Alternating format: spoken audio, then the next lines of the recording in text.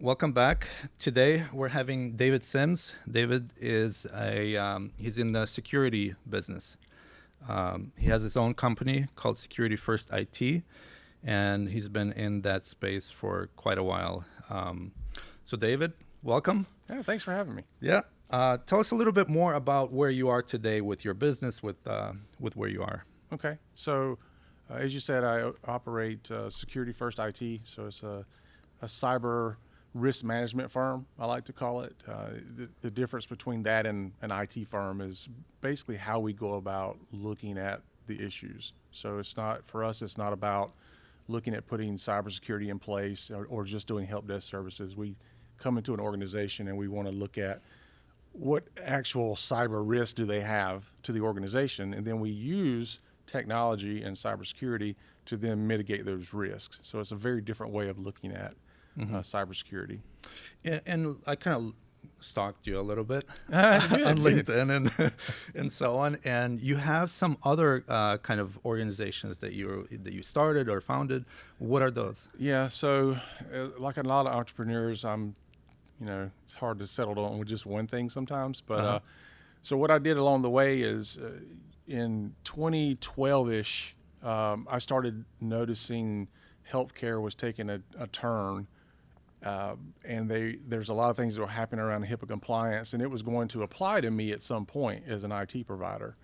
And so I started digging into what that looks like and how that was going to affect me. Come to find out, there were no resources online to help with that. And so I was like, oh, here's an opportunity. And so what I did is I learned everything I could learn about it, and then I opened up another business called HIPAA for MSPs. Okay. And so an MSP is just a managed service provider of IT services for me specifically. And so now one of my other businesses is training other IT companies, since I run an IT company as well, training them on how to address HIPAA compliance. What does it mean for them? What does it mean for their clients? Okay. And then taking those philosophies of business and privacy and security and bolting those onto their business so that they can operate in a way that is beneficial for them as well as their clients. Okay. So you got to this point where you have kind of multiple businesses. You're an entrepreneur. How did it all start? Like when you go back to, like even way back when you were younger, when you were in school, Yeah, who were you like? 1971. It's funny because I recall, this was kind of an ignorant statement that I made, but I recall in high school talking to an English teacher and saying, I don't need to understand dangling participles because I'm going to be an entrepreneur. Okay. And at the time, we're talking in the 80s, everybody else in the class is like, what is an entrepreneur? That makes no sense to me. And just early on, I always thought that, being in business for myself was something that I wanted to do. And when I graduated high school, my dad, he had retired early from a job in a grocery store management, and luckily he got into a grocery store chain and early on and had a lot of stock options, and so he was able to sell all of his stocks, and he decided he's going to start a family business. And that was my first introduction into what it looks like to run your own business. And I would say that it was exciting and terrifying all at the same time, and not realizing a lot of what kind of goes into a business. So by the time I was 18, I had some experience into what that looked like. Even though it wasn't my business, it was my family's business. It gave me that insight to understand what that actually looks like and what it takes. And then for me, it actually didn't run me off. It more solidified that that's what I wanted to do. Now, it was still a journey to get there for myself. And I had some little businesses along the way. Like while I was working for my dad, I had a business installing car stereos. Okay. And so I went out and got some business card printed up, and I would install car stereos and car alarm systems on the weekends and such. And so I was always starting something and seeing where it went. At one time I bought this button maker machine I saw in a catalog, because this was pre-internet. And I would make these little 2.5 inch or 2.25 inch buttons, for people to Okay, wear on yeah. their shirts. And that was a business of mine. And so I would go around and I would make these buttons, and so it was always just about trying to figure out the whole aspect of business and how it worked. And it was just fun.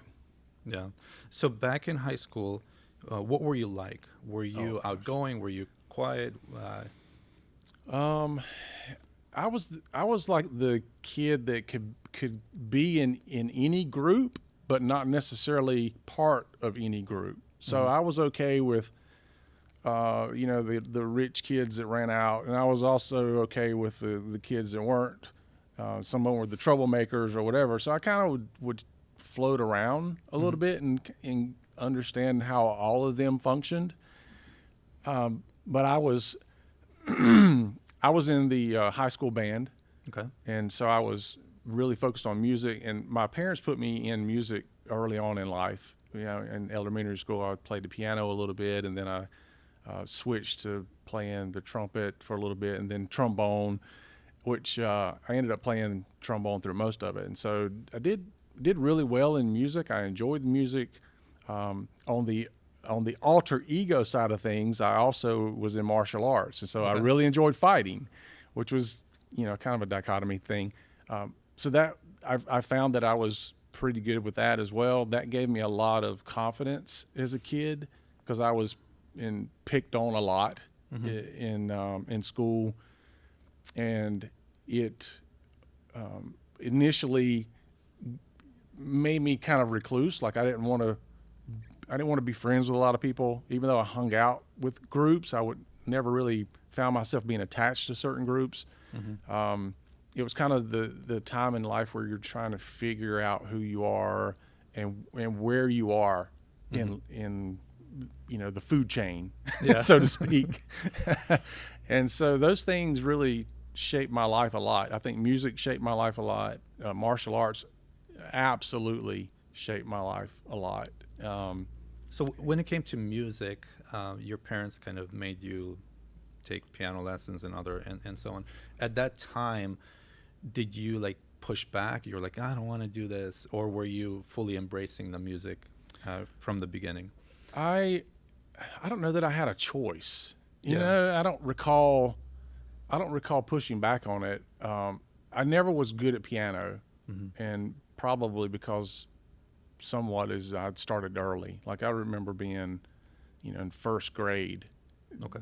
doing piano, and I wasn't great at it. The teacher, I don't think she had a lot of patience for somebody my age, because I could just remember a lot of frustration Yeah. around that. And so for me, being just a little kid watching an adult being frustrated because I wasn't getting it, I have to give my parents props for making me keep doing it, because I very easily could have said, this is just not for me. I'm not good at it.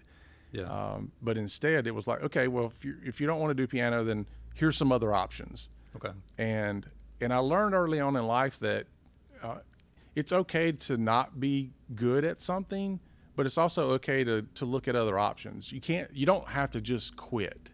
Yeah. You can look for other options. And I still do that to this day. So that was a life lesson. Okay. And as far as martial arts, how old were you when you got into martial arts? I think I was about 14 or 15. And was that something you wanted to do, or was that like your parents? Yeah, or? I begged. Yeah. Like, I'm watching Bruce Lee movies on the weekends, and I think in some ways the 80s were like the heyday of the ninja movies and stuff like that. And so I really, really wanted to be in martial arts. And at the time, in the town that I lived in, a little small town, most of the martial arts studios were really rough. It's not like today where you see all these kids and they're having a great time.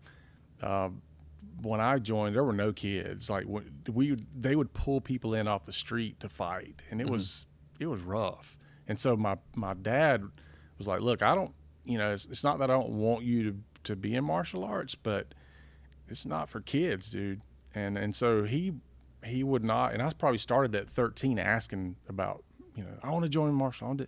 No. And when I turned 15, he finally said, I'll let you join, but I'm going to join with you because I've got to make sure that this is, not going to get you in trouble, and that you're not learning this to go out and beat kids up at school and stuff like that. So he and I joined together, and it was a fantastic experience. How long did you do it for? How many years? I did it consistently for I'd say 5 or 6 years. Okay. By that time, I was getting in college, and so I didn't have the time to devote to it. But while I was those 5 or 6 years, though, it was like every day. Like I lived it, breathed it. What form was it? What form of martial arts? It was, at the time, it was just called Universal Style or American Style martial arts. So it's a little bit about what today is mixed martial arts, Okay. but it didn't have the ground fighting component in it like Brazilian Jiu-Jitsu does and today's mixed martial arts. Mm-hmm. But it was mixed martial arts in a way that it took a little bit of Taekwondo and it took a little bit of these other forms and kind of put them all together. And for me, it was looking for which art or which techniques was I better at, because I found out early on, like, I'm good at kicking, but I was really only good at kicking with my left leg, which the interesting thing is, like, if I kick a football, I'm right leg. So I can kick a football with my right leg and all that. But for some reason, doing fighting kicks, my right leg is not great with that. Mm-hmm. It's the weirdest thing. But so I had to learn how to fight in a style that matched how my body just operates. Did you pick that up yourself, or were you like somebody else pointed it out for you? I picked it up myself. The thing that frustrated me about martial arts was, in a lot of ways, they would spend a lot of time focusing on what you're weak on, and to me that never made a lot of sense. Like I wanted to focus on what I was good at to be even better at it, and there was a lot of times we'd come in and they're like, okay, you're not. Sims, you're not good with your kicking with your right leg, so let's spend the entire time doing that. And I'm like, that philosophy, I don't think is still around that much anymore. But these people weren't looking at martial arts at the time from the same aspect that we look at personal development and stuff like that these days. Yeah. Back then, it was just more about you need to do all these techniques with all your limbs all the time, and that's all it was. So it's more like well-rounded. Like there's some kind of a baseline or some kind of goal, and it's like you need to, whatever you're good at, whatever you're bad at, you need to reach that goal in all parts, all areas. Versus like today's concept of build on strengths and just kind of manage your weaknesses. Right. Yeah. That's my experience was just that. It's like, let's get you proficient everywhere. And so for me, what I would have to do is away from the dojo at home, I would train my way. Mm-hmm. And so I would order VHS tapes, again, pre-internet, no YouTube. Yeah. I would order VHS tapes, or I would buy tapes like when I go to a competition, because I did a lot of tournament fighting. And so I would buy these tapes and stuff like that, and I would watch them, and I would watch all these different styles, and I would pick up on things, and I would try them at home, and I had a punching bag and all that. And so in a lot of ways, I would just develop my own style that worked for me. Mm-hmm. And when I was at class, I would do whatever they asked me to do in class. But then when I was at home, it was like, okay, let's get back down to, focusing on what I'm really good at. Yeah. What do you think of Kung Fu? I think it looks great on camera.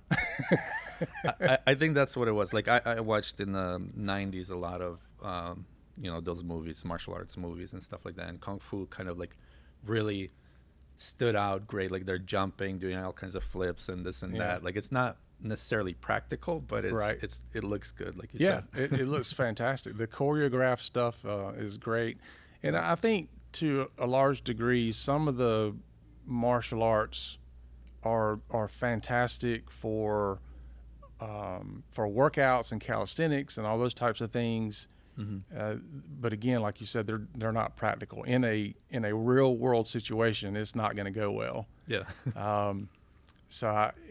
Those are interesting, but the people that do those things are very talented in what they do. Yeah. But It's almost like gymnastics, but with a little martial arts.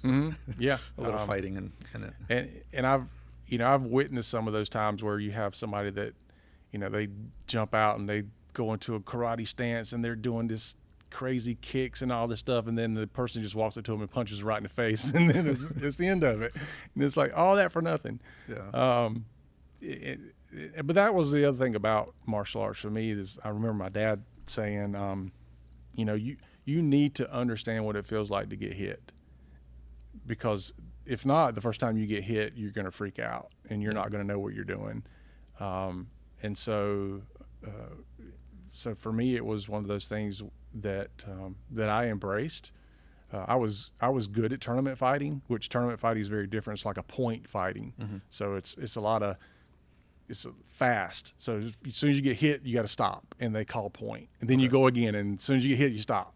It's not like mixed martial arts where it's timed as far as you got 5 minutes to fight. It's you had 3 minutes, but it was 3 points, and so you could literally be done in 30 seconds because it was just a fast moving martial arts. But yeah, I enjoyed that. Would you recommend that to people today, to young people? Oh, absolutely. Yeah, I think in whatever form it is, whether it's Taekwondo or some other type of martial art, mixed martial art, Brazilian Jiu-Jitsu, and all those, for me, they gave me an outlet, and from what I see from other people is they give them an outlet to go in and figure out where they're good at things, because there's something somewhere they're good at. Yeah. And they get to figure those things out, and it builds confidence and it builds character. And part of the confidence piece of it is that if you're in a situation that you need to act on, you can. And just the fact that that keeps you out of trouble a lot of times, because you don't feel like you have to defend your prowess. Like I know who I am. I don't have to do something to prove anything to anybody. And I think that also that confidence resonates or is shown or like is visible. So when you do have bullies around, they kind of see somebody who's like hiding or whatever versus somebody who's confident. They're not going to pick on somebody who's confident. Oh yeah. They will do that. But it would be the confidence piece of it. The way I look at it is, it's like if I walked up to you and I'm like, "Your name's not Jerry," you'd be like, "Yeah, it is." It's like there's no arguing with you about it. Yeah. You don't have to prove your name's Jerry. You're like, okay. Right. It's kind of the same concept. It's, if somebody was trying to get you to prove yourself, you're like, I know who I am. I don't need to prove it to you. I'm okay with that. Now, if you put your hand on me, then you've changed the dynamic of what the outcome's going to be. It's not going to end well. Yeah. But most people aren't going to do that. They're not there to try you to that degree. Yeah. But translating that over into business, though, is it has helped me a lot in dealing with difficult clients, because I can sometimes feel my frustration levels getting high, and I know what that feels like, and I know how to bring myself back down to where I'm not saying or doing anything that's going to be taken the wrong way or not beneficial later on. So you were in high school. Sounds like your dad had a good influence on you as far as career choices and what you were doing with your career. How did you come about deciding what you want to do next after high school? So after high school, I went to college. I think for me in that time frame, that was kind of the unspoken next step. It's either you're going to the military or you're going to college. And I wanted to go into the military, believe it or not. I wanted to go into the Air Force. I went and talked to a recruiter. Me and my best friend were going to go in together under the buddy system. Okay. And my buddy couldn't get in because he had broken his leg in track. He ran track in high school and he had a really bad injury. And so they wouldn't let him in because he had a rod in his leg. And so that then put me going in by myself, which I was not happy with, but I was, I'll do that. And at the time, the Air Force really wasn't looking for people. They had plenty of people, and that often happens, I think, with the Air Force anyway, is they're not really looking for people because I think they have a lot of people that want to be in the Air Force. Mm-hmm. So the recruiter basically gave me every reason why I couldn't do it, and it's everything. The final thing was he was telling me, how much money is your car payment and how much is these other things? And he's like, you're not going to make enough money in the Air Force to even cover your expenses. Mm-hmm. So you have to sell your car if you're going to go into the Air Force. And, looking back on it, I didn't need my car anyway. If I was going to go in there, I should have sold it. But it was just everything presented to me was why you can't do it. And I didn't know at the time, I didn't know enough to push back or to say, well, I'm going to sign up anyway or whatever. I just was like, well, I guess I can't do it. So, all right, let's go to college. And so I just went the route of college, community college. I did a 2-year thing. And honestly, that type of setting is not great for me for learning. Mm-hmm. I didn't do well in high school. I like to say that I struggled to make it through. High school or college? High school. Okay. College.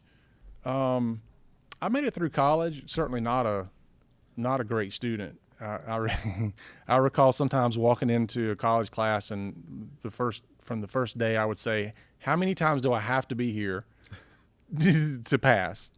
And some of the professors would say, well, as long as you show up for the 2 exams we have, the midterm and the end, that's all I would show up for. Wow. Okay. Give me the book, I'll read through the stuff or whatever, and I'll show up for the 2 exams. So, but at the same time, I also was working in the family business. And so I'm working 40, 50, 60 hours a week and trying to carry a full-time load at college. I was more interested in the college life, not the college academics. Education part of it. So I hanging out with the college people and partying and all that, the experience was great. Mm-hmm. The education I got from it, not so much, but that was mostly my fault for not participating as well. So you went for 2 years. Did you go past the 2 years? No, I did not. I got my 2 years in. After college, I ended up going into retail management. Didn't really like that very much. And so that's like clothing or what? Yeah. Just working at a clothing store. Okay. It was a chain at the time called BC Moores and Sons, which was later bought out by, I think, Peebles and then later Goodies, if you remember any of those chains. Did retail management. Didn't really like that for a lot of reasons, but mainly it was just I feel like I had supervision that wasn't great. My manager, my direct report, great guy. In fact, we're still great friends, and this has been a long time ago.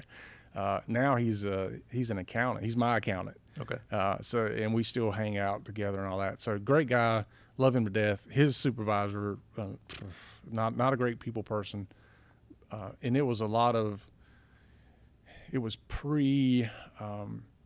this is before computers were really taking on a bigger role in business, and so spent a lot of time doing, hand counting inventories every week, and then it's the first time I've got introduced to quotas. Like you got to sell these a certain amount to meet these quotas, and I didn't like any of that aspect of business, and so it didn't take long before I started looking at what are my other options. Mm-hmm. And one of the things I got into in high school around the same time as martial arts is I a guy came to me and he's like, we're starting a police cadet program at the police department. And you can come in on Sundays and, learn about law enforcement and all that. And my dad was a police officer for a few years, couple, 3 years or so, when I was a kid, like really, really young. Mm-hmm. So, and I vaguely remember any of it. That's how young I was. And I decided that that sounded interesting, and started seeing cop shows on TV a lot more often, and it always looks exciting, right? You're chasing people, and I was like, that sounds fantastic. And so I was really drawn to that. So in high school, I joined that police cadet program, which was kind of like Boy Scouts for law enforcement is basically what it was like. And so after doing a couple of years stint in the retail space, I decided that I was approaching 21, which I could be in law enforcement. And I said, well, you know what? I'm going to give that a shot. And so I pivoted from retail to law enforcement. Okay. So you became an officer? Yes. Police officer? Yeah. What was that like? It was fun. It was exciting, and it was a lot of paperwork. Okay. Were you like a traffic type of an officer? Like what kind of an officer were you? Yeah, so I worked for a municipality. Okay. And we had, the thing that I really liked about the municipality piece of it is that you kind of got to do everything. Mm-hmm. So you could do traffic enforcement, you could do domestics, you could do normal calls, and you had your boring stuff as well. And I always told people that being in law enforcement is basically hours and hours and hours of boredom punctuated by moments of sheer terror. You would go from, I'm not doing anything, I'm sitting here, writing up a report, to 5 minutes later, you're in a high-speed chase. And then you got to go from the high-speed chase back down to, I'm helping, this person who's having a medical issue. It's just, you're constantly running back and forth. And so one of the big challenges is really kind of taking control of how your body feels about certain things, because you'll have adrenaline dumps. Mm-hmm. And I remember early on what that felt like. Not that I've never had an adrenaline dump, but it's different when you feel the adrenaline from like being in a ring and fighting somebody to an adrenaline dump where like I could die here. It's a very different feeling. And then you have to bring all that back down very, very quickly so that you have full control of your body, because in an adrenaline dump, you basically had that fight or flight. And so you lose a lot of your fine motor skills. Mm-hmm. And so you just had a police chase, for example, and now you're trying to write a report about it, and you can't. You physically can't, because you can't write very well. Yeah. It's weird. And, and so that was a thing that I had to learn to deal with, from that standpoint, but also from the standpoint of being on the radio. If you're chasing somebody, for example, you can't scream on the radio, and you got to be very clear, and you got to be very calm. Mm-hmm. And I'm sure you've probably watched the videos or watched TV, and you'll see people in these situations, and you can tell if they've got some experience, because they are like they're going to the grocery store. Like, yeah, we're turning left on so-and-so. Our speed's 100 miles an hour. And it's like, he's not excited at all. It's because you just learn to deal with what that is and looks like. And you have to understand that you've got to take all those internal feelings and emotions and things under control. So you really learn how to like stay calm under pressure. Oh, under yeah. A lot of pressure. Yeah. And when I pivoted, there's certain things in life I think that draw lines to each other. And so for me, going from martial arts to law enforcement was and it wasn't because I used martial arts necessarily in my job. It was more of a lot of the psychological aspects of what I was learning in one I was able to benefit in the other. From law enforcement, man, it gave me so much ability to learn how to talk to people, mm-hmm. and to deal with people and try to understand human nature and why people do what they do, and how do I walk into a situation that is completely chaotic and bring all that under control. That fascinated me. Yeah.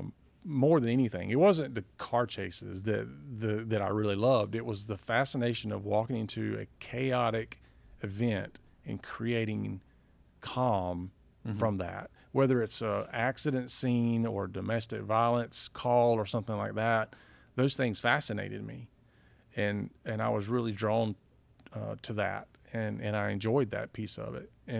And for me, like a lot of people, I think that enter that industry or that profession, is you really want to feel like you've made a difference in the world, and to whatever degree that is, because it's not, when I say difference in the world, I'm not talking about globally, just the world around you. Yeah. Can I leave people better than I found them? And sometimes you can, and sometimes you can't. Sometimes how you do that means that you're negatively affecting one person's life to positively affect another one's. But it's because of their choices, not mine. You know, if I have to put somebody in jail because they hit their spouse, that's not great for the person going to jail, but it could be very good for the person that was getting hit on. But all of that gave me the ability to interact and talk with people on both sides, and help me understand the human nature of each one of those people, and how did they get where they are? Why did you make that decision to do that? And all those things always fascinated me in that job.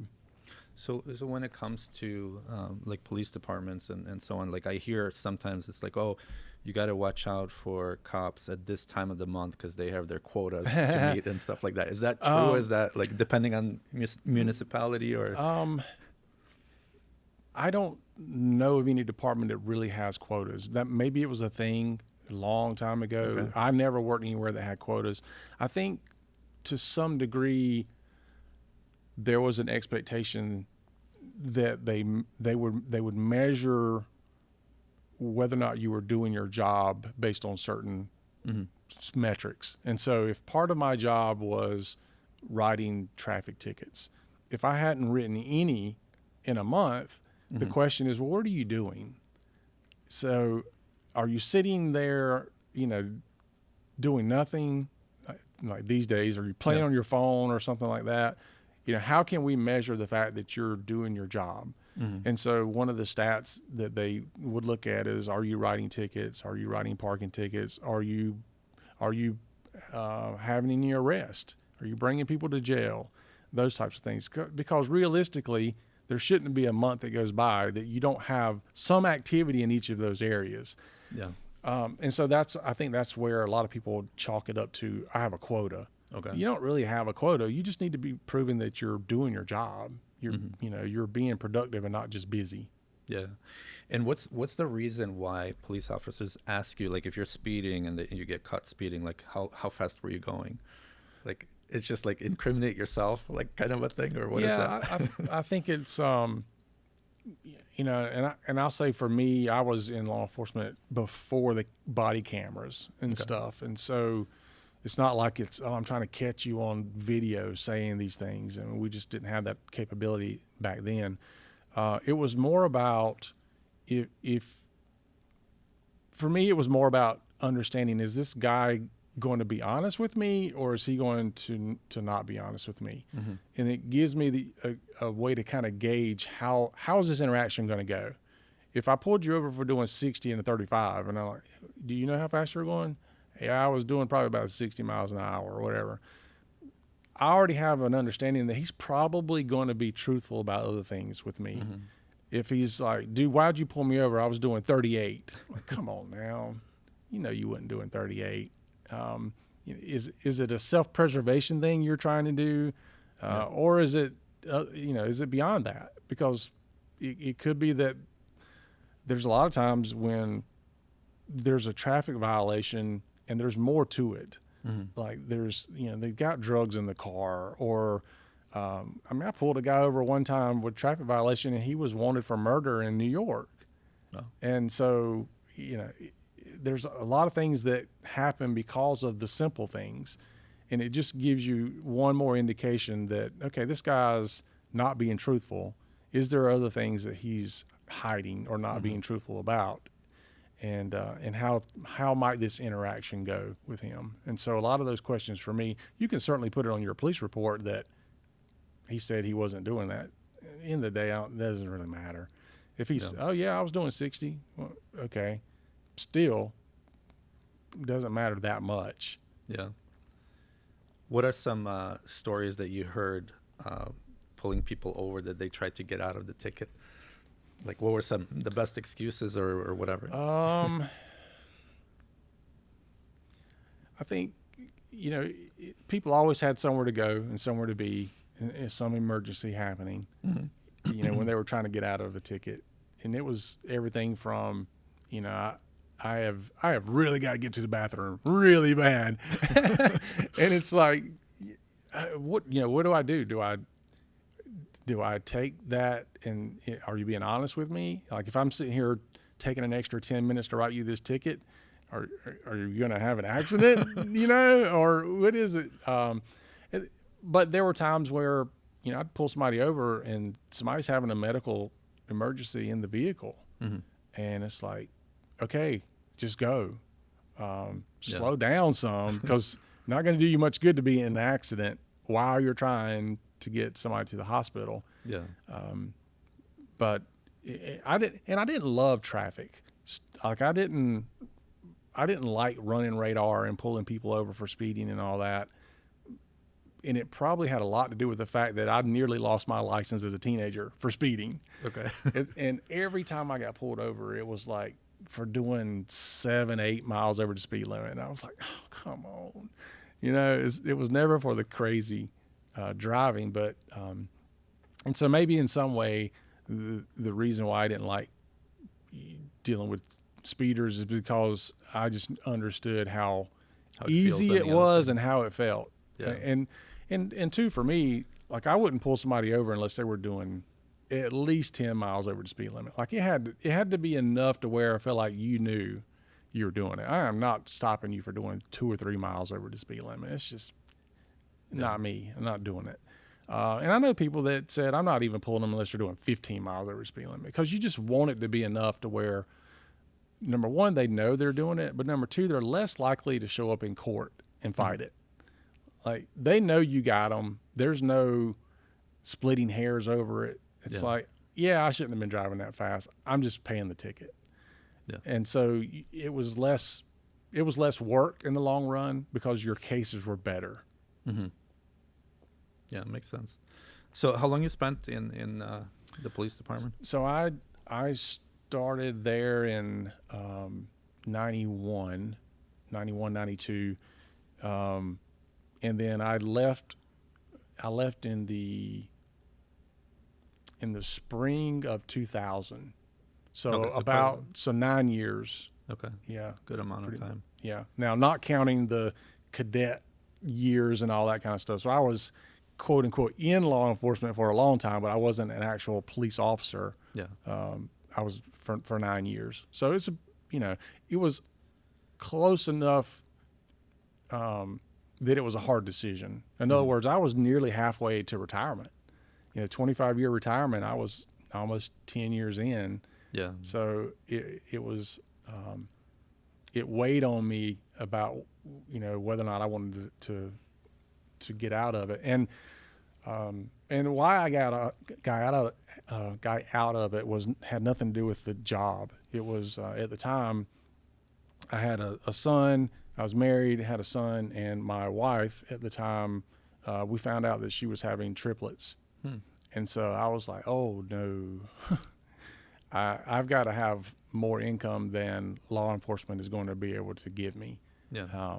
If I'm willing to stick it out another 5 or 10 years, I would make decent money in law enforcement, but I can't wait that long. Mm-hmm. And so I, again, pivoted. Yeah. Yeah. So by that time you said you were already married. How did you meet your wife and got married and so on? So I met her, and just to throw it out early, my ex-wife now. Okay. But I met her in church. So I had, I guess, age of 17-ish or so, I had switched churches. and started going to a different church, and she was there, and that's how we initially met. Okay. You mentioned she's an ex now. Like, what, if you don't mind sharing, like, how did it come to that point where you guys had to split? She would probably give you a different version, but it really boiled down to infidelity on her part. Okay. Yeah. Yep. And you had a son and then the triplets with her. Okay. But you're married now. Remarried. Okay. Yeah. Yep. And I think you have more kids, or is it just the 4? Yeah, I have 4, and then my current wife has 1, and we all have boys, so we have 5 boys. Okay. Yeah. What's life like with all boys? I loved it. You know, I've always thought it was fun growing up, because there's a lot of rough housing, a lot of playtime and everything, and of course they're older now. I mean, they have kids of their own, 3 of them. So I've got, grandkids. That's the new chapter of my life, because my oldest grandkid is 2. Okay. So I'm still new in the grandparenting arena, and so it's something that's it's fun. People always said when you become a grandparent, it's more fun than being a parent. I think the real reason is because when they start becoming annoying, you can say, all right, it's time for you to go back. Send them back. Yeah. If I could only have done that with my own kids. But yeah, it was great. It was fun. And I enjoyed it. Now, when my wife and I, at the time when we got divorced, my kids the triplets were like 7, I think, 7 years old, and my oldest was 8 and a half. So they were still fairly young, and the preceding few years was very challenging from a lot of different standpoints. One was navigating being divorced and going through custody. We didn't fight a lot over custody and things. The fighting it was more of a fight from her standpoint, just using the kids as pawns, which you see all the time happening. And it was things where it was more like psychological kind of things that were happening. And that's where our fight started coming in, especially when I started dating. And I met my current wife, and the more serious we got, the more problems my ex would cause. And certainly after we got married, that ramped up a lot. And then being remarried and going into a blended family had a massive amount of challenges for everybody. And so we had a lot. There was a long term, from I would say somewhere between 3 and 5 years, that it took us to kind of figure out the whole navigation of the blended family side of it. And most blended families don't make it. And it typically takes about 7 years, if you can make it that long, before things start settling down.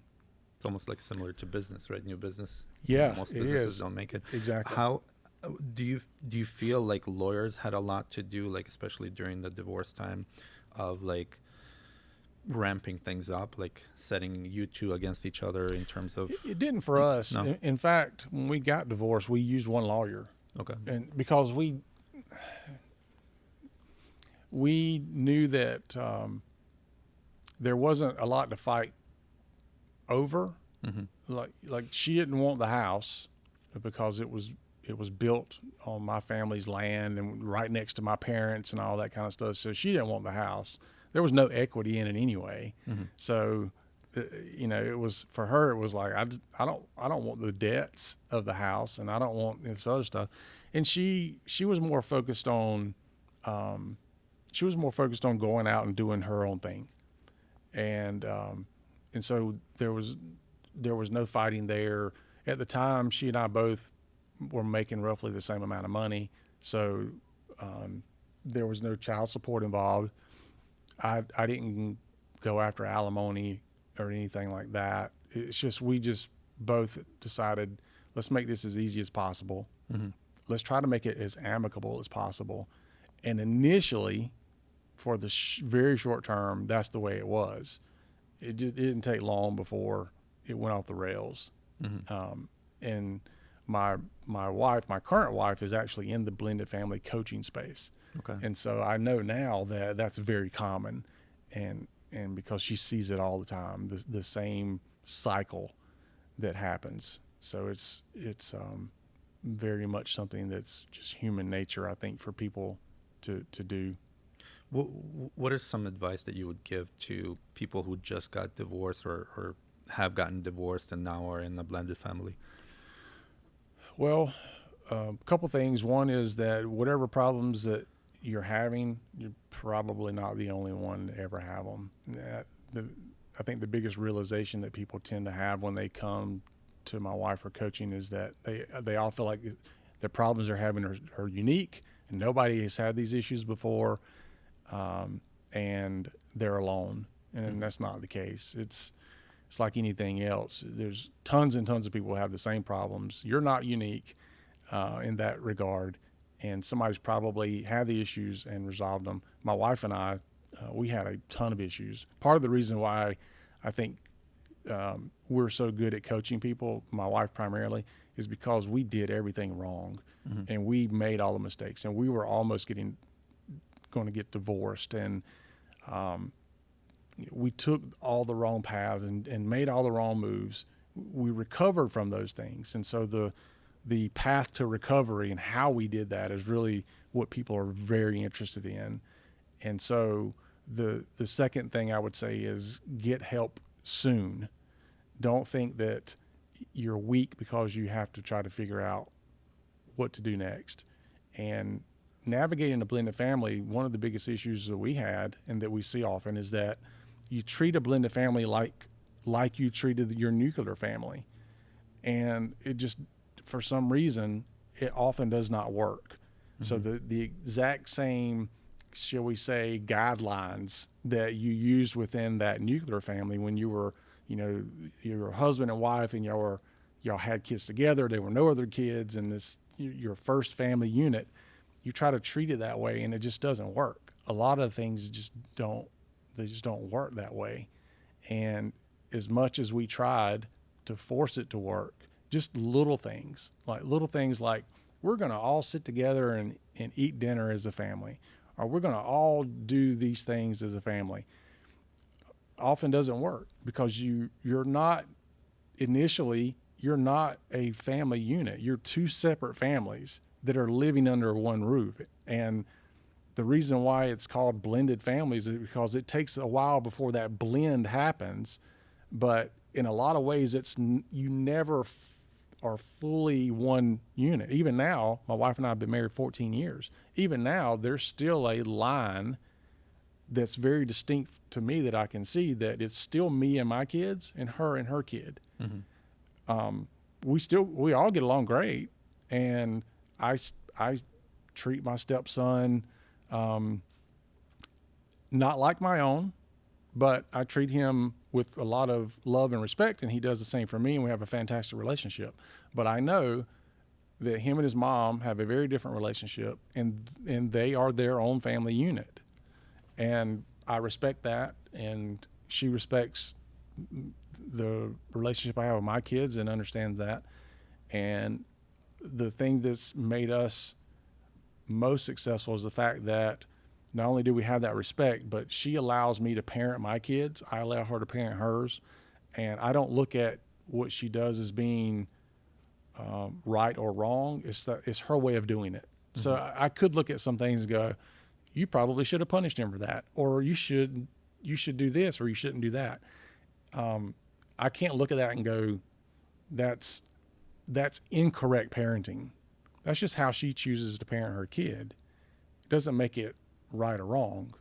Of course, there's certain far left or far right things that you could do that you could point to and say that's terrible parenting, but she's not doing any of that.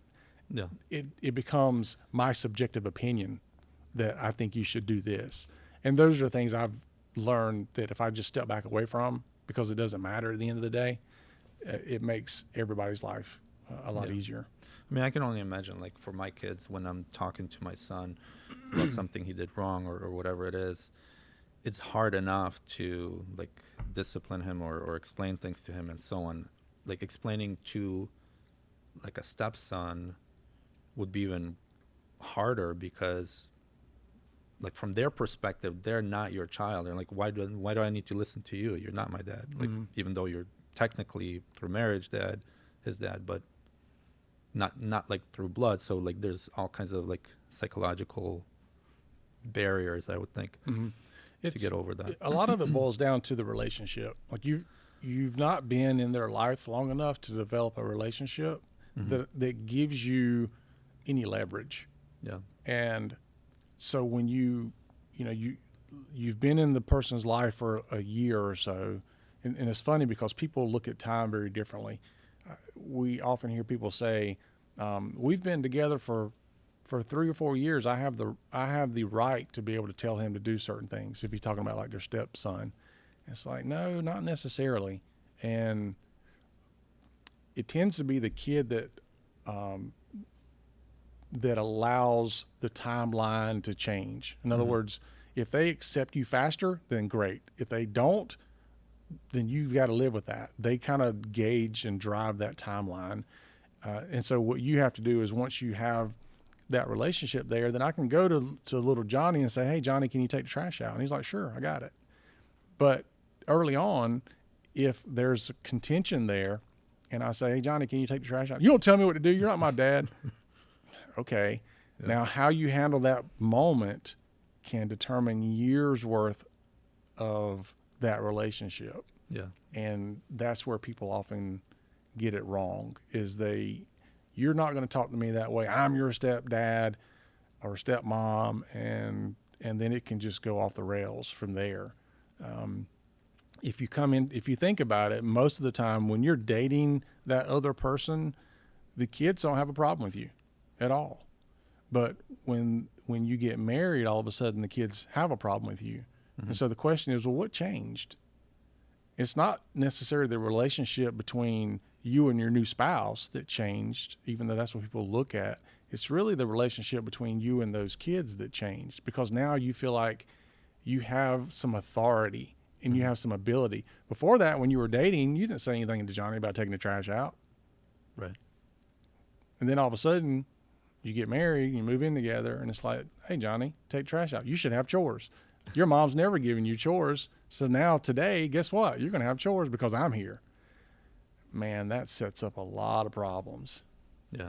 Yeah. Put in a plug for your wife's coaching. Oh, sure. business. It's so love the name. It's called nachokids.com. There's a complete story behind that. Basically, it's a play on words. Not your kids. And, right. and it came from a point in our life where we were in therapy, and every time my wife would complain about something my kids were doing or not doing, the therapist would say, they're not your kids. They're not your kids. And I mean, we'd sit there for our entire hour-long session, and I think that's all the guy said the whole time. Wow. They're not your kids. And so as we were leaving, she made a joke. She's like, all he'd say to me is, they're not your kids. And so that kind of, for us at the time, we were in a very, very bad place. And it was a point where we kind of laughed at it. Mm-hmm. And for us, laughter was not something that came very often at that time. And that was a very long journey to get where we are now, which is helping other blended families to hopefully avoid the problems that we had, and certainly be able to give some purpose to our pain. Mm-hmm. And, we found a way to make it work, and we're trying to help other people do the same to whatever degree we can. Yeah, that's really good. So going back to the timeline of when you exited the police department, yep. What were you doing at that, or like what turn did you make? So I pivoted to IT, and if I go back to my childhood, I don't recall what year it was. 83, 84-ish, something like that. There was this thing that came out called the personal computer. And then it was the Commodore 64 personal computer. And I wanted one. And I got one for Christmas. And previous to the Commodore 64, we had a typewriter. And, and you pushed the key on the typewriter and you saw the little hammer thing move. For me, when I hooked that Commodore 64 up and I pressed the key and something showed up on the screen, it blew my mind. Like, how is that letter showing up on the screen? Again, fascinated by that. And so that started me down the path of really wanting to understand technology. And so that was early on. So fast forward back to my law enforcement career. By that time, I was a hobbyist IT person, putting computers together, and I was the go-to guy in the family with technology and such. And so I thought at the time that I was really, really good at computers. And it was, I didn't realize how much more I needed to know. But I decided that I wanted to go into IT. And also, right after college, kind of missed this part of it. Another reason why I went into retail is I actually wanted to go into IT after college. Okay. And Microsoft had recently opened up an office in Charlotte. So I got a telephone interview with Microsoft, and I was like, this is gonna be a piece of cake, man. I've been doing computer stuff for years since I was a kid.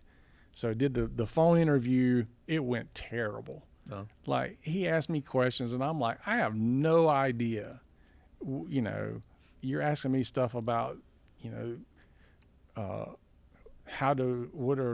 what happens in certain address points inside of a RAM module. And I'm like, I have no idea. I thought it was just a matter of knowing how to build a computer and navigate Windows. And there were just a lot of questions he asked, and at that point, that's when I realized I don't know a lot. I thought I knew a lot. I don't know a lot. And so I spent a lot of time after that learning stuff about computers. So when I was in law enforcement, I started piddling with computers and all that and learning more about them. And so when I had to make a decision to pivot away from law enforcement, I decided I want to go into IT, but I didn't feel like I had enough knowledge necessarily to work for somebody else. And so at the time, the town that I lived in didn't really have any other options for IT. There was no stores that sold computers. We had to drive to the next town over. So I was like, you know what, I'll start an IT business. And it was very much a computer store. You came in, you bought a computer. If it was messed up, you brought it in and we fixed it. So it was a break fix type of IT store. Very different from what I'm doing now. And that was my first entry into the IT business side. And that was 1998. In fact, if I can elaborate a little bit on the story, I thought that before I opened up the IT store, I wanted to do something in IT that was different. And so I wanted to get into what was called at the time PC cleaning and maintenance, because computers at that time were expensive. And so companies would spend $3,000 on a desktop, entry-level desktop, $3,000. Monitor, the monitor was $500-600, and so all in, they'd have $4,000 or $5,000 in each computer.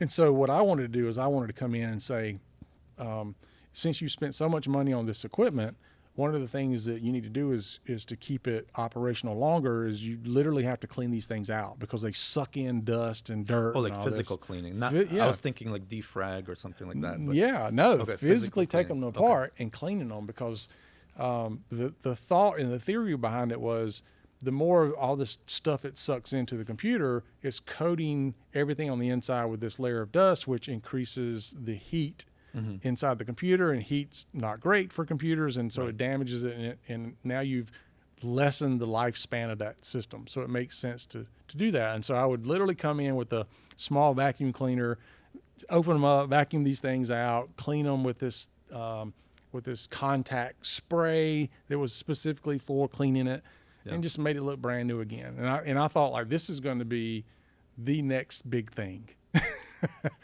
And as I was doing that, I would start having people say, well, can you fix this problem I got? Can you build this computer? Can you do these other?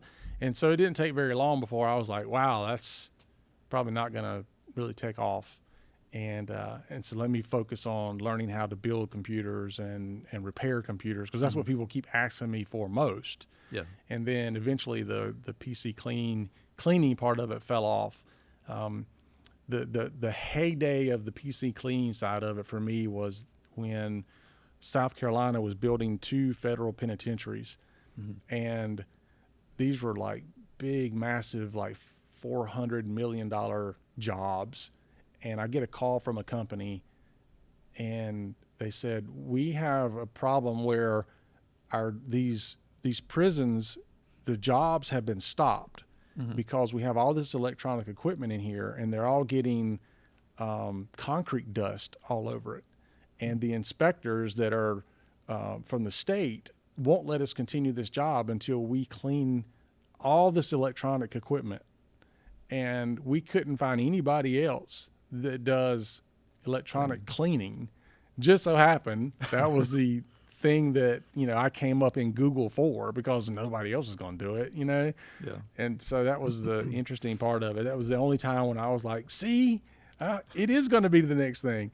But it was, it was kind of a one-off, and I did the job, and of course they finished the prisons and all that good stuff. But there was not much call for that. The computer pricing started dropping a lot, and it didn't make sense to pay somebody to come in and do that anymore. So that's how I pivoted to doing more of the IT support side of things.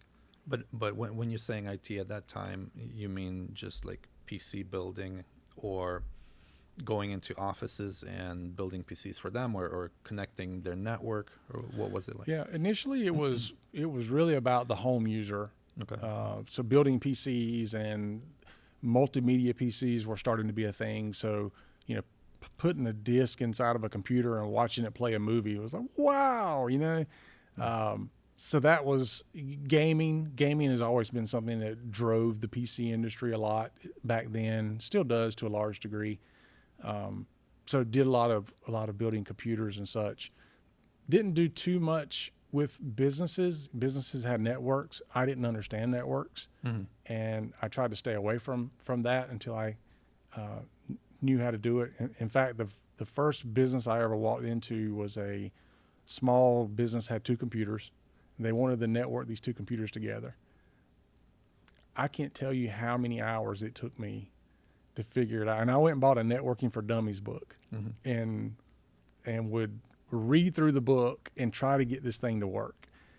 And I think it was on Windows 95 maybe, which, if you know anything about Windows, nowadays it's easy. Yeah. But it was very hard to network stuff back then, especially when you didn't know what to do. And you had to configure hardware, not just the network IP settings and such. And then I didn't even know anything about the cabling. Like, I'm plugging a network cable into this computer and this computer, they're not talking. Yeah. I didn't know that you had to have a crossover cable or had to run through a switch. I didn't know any of that. And I'm plugging this stuff in. I'm like, why is it not working? It was difficult. I bet you I spent easily 40, 50, 60 hours trying to get these 2 computers to network. Something that should have took 10, 15 minutes. And at that time, how much information was there on Google? Like, not a Googling lot. things? No, not as much. At the time, the internet was mostly used for bulletin boards and forums. There was communication happening, but there wasn't a lot of information. You'd see the news. You can get the news and stuff like that, but the early years of the internet, I remember getting online and we had to pay for pay for usage. So Mm-hmm. we had 20 hours a month of internet usage that we could use. And that was dial-up. Now, yeah, dial up. Used to love the sound. You get on dial up, and I spent most of my time, in chat rooms, and it was fascinating to me that I could talk to somebody from the other side of the world. I'm chatting with somebody in Australia. This is amazing. Yeah. And that was mostly what you did. And you could Google whatever news was, not even Google, Yahoo. You had the browser of choice was Netscape Navigator. Yeah. There was no Google Chrome. And so we'd get on Netscape and you would do IRQ and Yahoo instant messaging and all that kind of stuff. And that was mainly, what it was used for. And I recall I built a website for the computer cleaning side of my business. Mm-hmm. And had to learn HTML because you couldn't just drag and drop sites like you do nowadays. Yeah. So I had to custom code it. You could probably still find it out there somewhere if you use the Wayback Machine and and all that. But yeah, the early days of the internet was very, very, very interesting. Yeah, I think for me, I had a similar experience with building websites or building a page like you did with the early keyboard or pressing the keys and showing, like, okay, if you put this code, you get this color. You change, these two numbers, you get a different color and stuff like that. It's like, wow. Yeah, it's fascinating. I recall I got a magazine subscription for Christmas, and I don't remember what the name of the magazine was, but every month I'd get the magazine, and one of the things that had in there was like a program that you could code, and it would typically be several pages of code. And I recall one time sitting there for an entire weekend, all day long on a Saturday and Sunday, reading the code and typing it in, hours and hours and hours and hours. And then when I hit run, this little stick figure man came out on the screen and like jumped off a platform. And I was like, wow, that was a lot of work to see that happen. I think for me at that point, it was like, I don't know that I really like programming because that was a lot of work for not a lot of reward. Yeah. Of course, not the same these days. It's very different. And to some degree, I still do programming, but not to that level. It's more of like scripting kind of programming, or I still know enough about HTML or CSS to look at code and kind of change code, not necessarily write code as much as I can. Okay, I know that if I change this, I can get what I want, but I don't have to know how to write it from scratch, but I can look at it and manipulate it. Yeah. Especially in security now, like with JavaScript or other scripting codes and viruses and stuff like that, like you're more familiar with them. Yeah. And in IT in and of itself is so fragmented nowadays. Used to you could say, I want to go into IT, and that you kind of knew what that meant. Nowadays, when you say I want to go into IT, it's like, okay, which 1,500 different directions do you want to go in?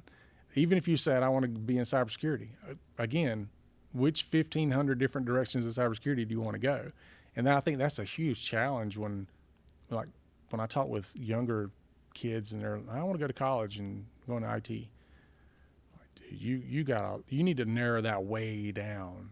Yeah. Because so speaking of that, what are the different types? What are, like, if you were to categorize the highest level of categories in IT? If I go as high up as I think I can go, you have like your IT support side of things. So you're learning how hardware interacts with the operating system and all of that. I think a lot of times kids understand that piece of it, or they get introduced to that, and they think that's what IT is, and that's all that it is. And I know for me it was kind of like that. You've got that side of it. You've got networking. Some people do nothing but networking. You've got servers, so you can spend all your time just dealing with servers. You've got the cybersecurity side of it, which again, that splinters out in a bunch of different directions. And so from the kind of the top of it, I think, are you going to go down the networking path? Are you going to go down the server path? Are you going to go down the help desk path? Or are you going to go down the cybersecurity path? And in some ways, they all cross over with each other. So even if you pick one, you're probably still going to do a little bit of these other ones. You can't do cybersecurity unless you know a little bit about servers, networking, and help desk. You can't do help desk unless you know a little bit about the others. And so they all kind of Venn diagram into each other in some ways. In like computer science versus IT, how would you say they're separate or different? I don't know enough about what is taught anymore in colleges to know what they consider computer science anymore. I know that at one time it was a lot more about programming. Mm-hmm. And so you'd have the programming side of things. I can write code. I can do these other things. And that's another piece of it in and of itself. Sometimes it's considered IT. Sometimes it's not, depending on kind of where you're at. I know one of the challenges I have now is, like, for example, healthcare IT. Oftentimes somebody will say, they'll be talking about the topic of healthcare IT, and what they're really only talking about is the technology of what's available in healthcare, mm-hmm. like the medical devices that connect to one another. And so for me, I'm thinking, well, that's not necessarily IT, that's just hardware. Mm-hmm. Or that's just an operating system running on a piece of hardware or something like that. It's not the same. So you really get down into nuances of are you and me using the same terms, and are they defined the same? Because if they're not, then we're not having the same conversation. Right. And that seems to be like across the board, not just in IT or any industry. It's even everyday talk, communication. Like, are we talking about the same thing, even if we use the same language? Right. Yeah, it's a big challenge. When I talk to clients, oftentimes we're using the same terminology on things. They're talking about, we need to have a backup, for example. We need mm-hmm. backup. Okay.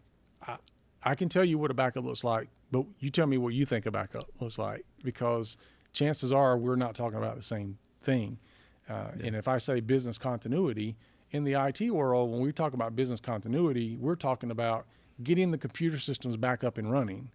But as a business owner, if I'm talking about business continuity, I'm talking about everything that it takes for my business to continue to function, which is above and beyond just IT. Mm-hmm.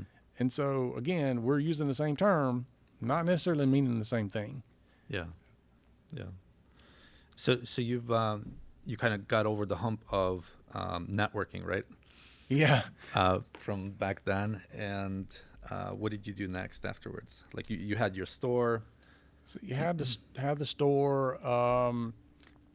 We hit a bump in the road after the 9/11 attacks. Mm-hmm. So if you recall, those 9/11 happened not long after that. The economy started swaying a lot, and for me, the economy was having some issues, but at the same time, I was having some issues in my business that I was not aware of, and I had some embezzlement happening and things like that. You had employees at that time, or yeah, I had employees. I had hired. I had one administrative person and 2 technicians, mm-hmm. and so with myself have been 4 people. So we were doing really well, honestly, for to be a business that was only 2 or 3 years old. To have hired that many people that quick, it was pretty good.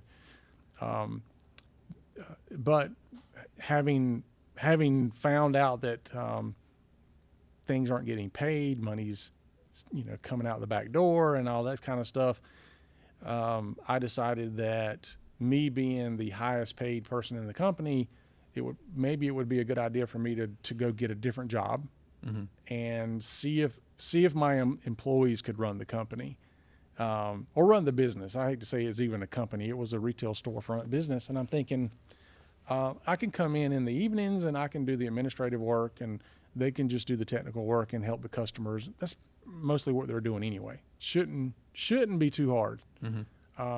Yeah, that didn't work. I did have to go out and get another job because the embezzlement piece of it put me in a very, very bad spot financially.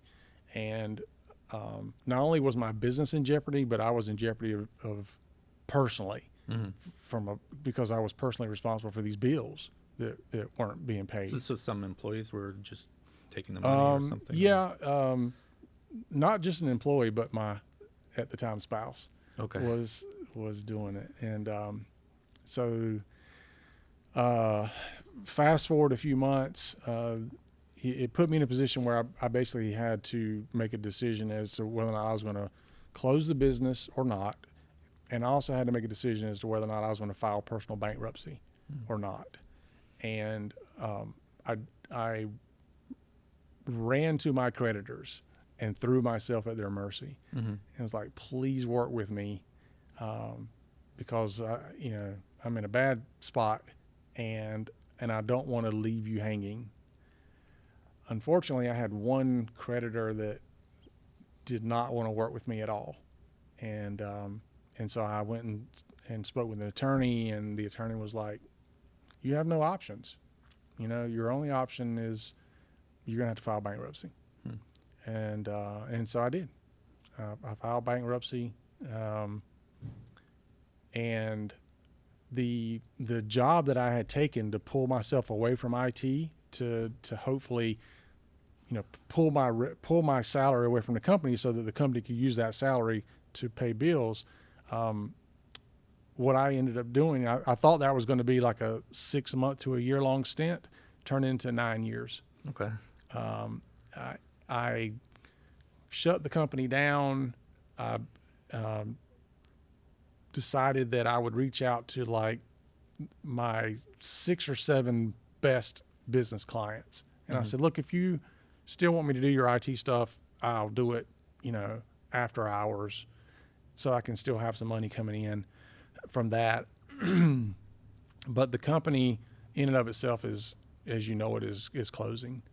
And I went to work with a company doing route sales, driving a bread truck and delivering bread and snack cakes. It was very much a job that was, I need revenue, I need income, I don't care what it's doing.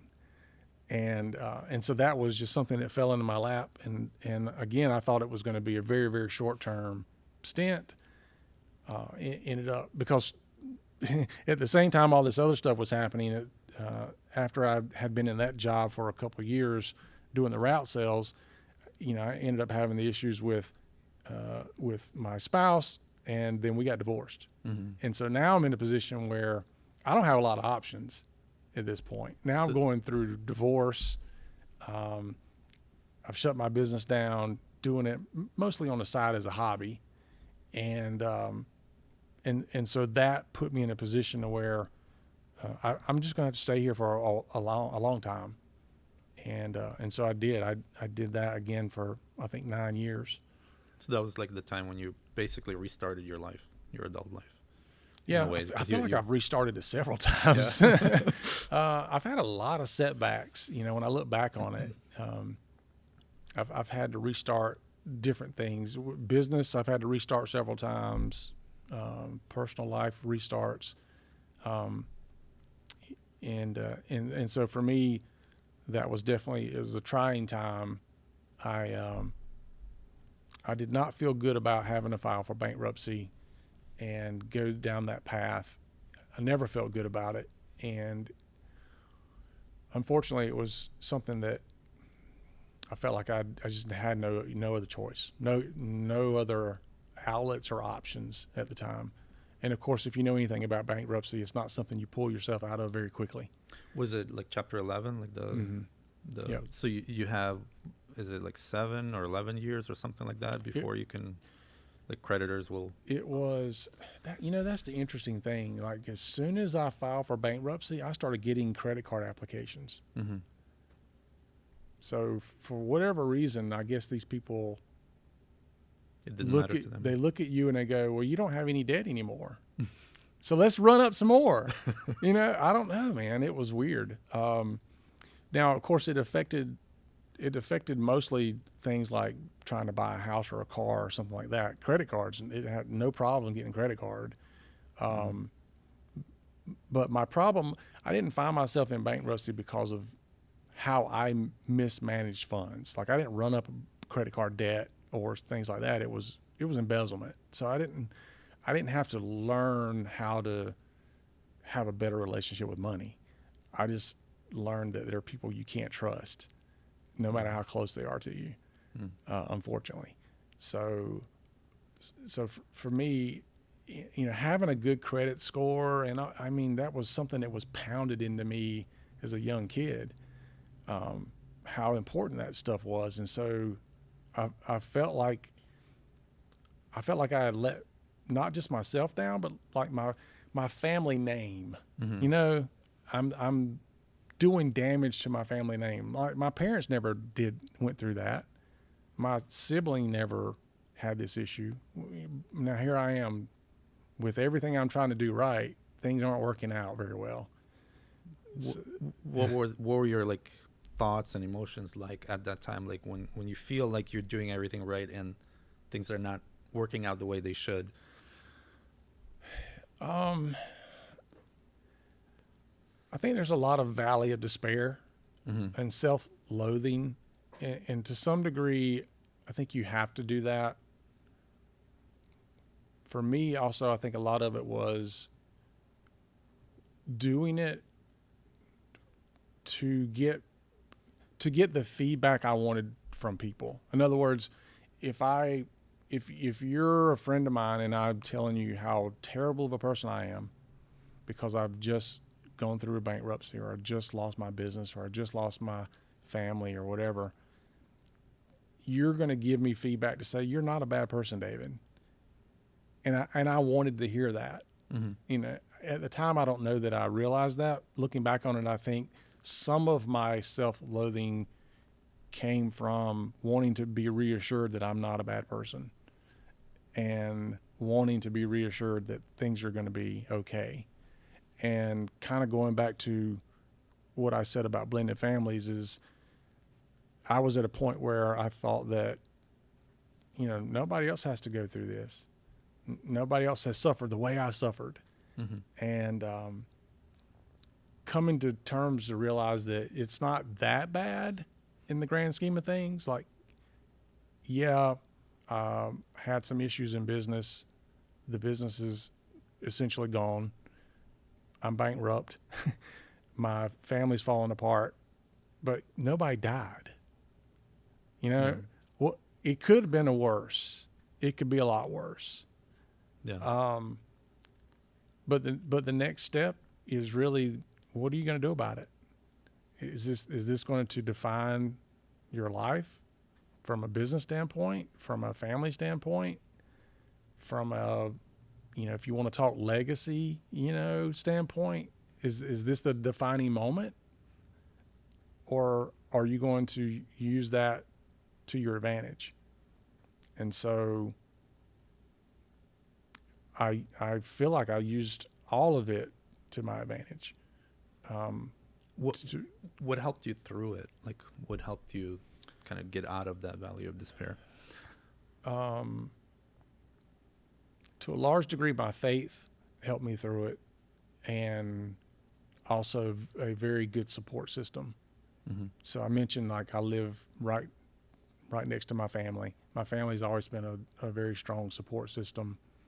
I have very few close friends, but the ones I do are very supportive as well. And I think in business, I think you find that you have a lot of acquaintances, but not really many friends. Those people that you can call on when things are tough. And it's important to have that, even if it's just one. And sometimes that's all you have is just one. But that one person that can be there for you and give you that feedback, even sometimes when it's not the feedback you want to hear. Like, hey, you're being a jerk. Yeah.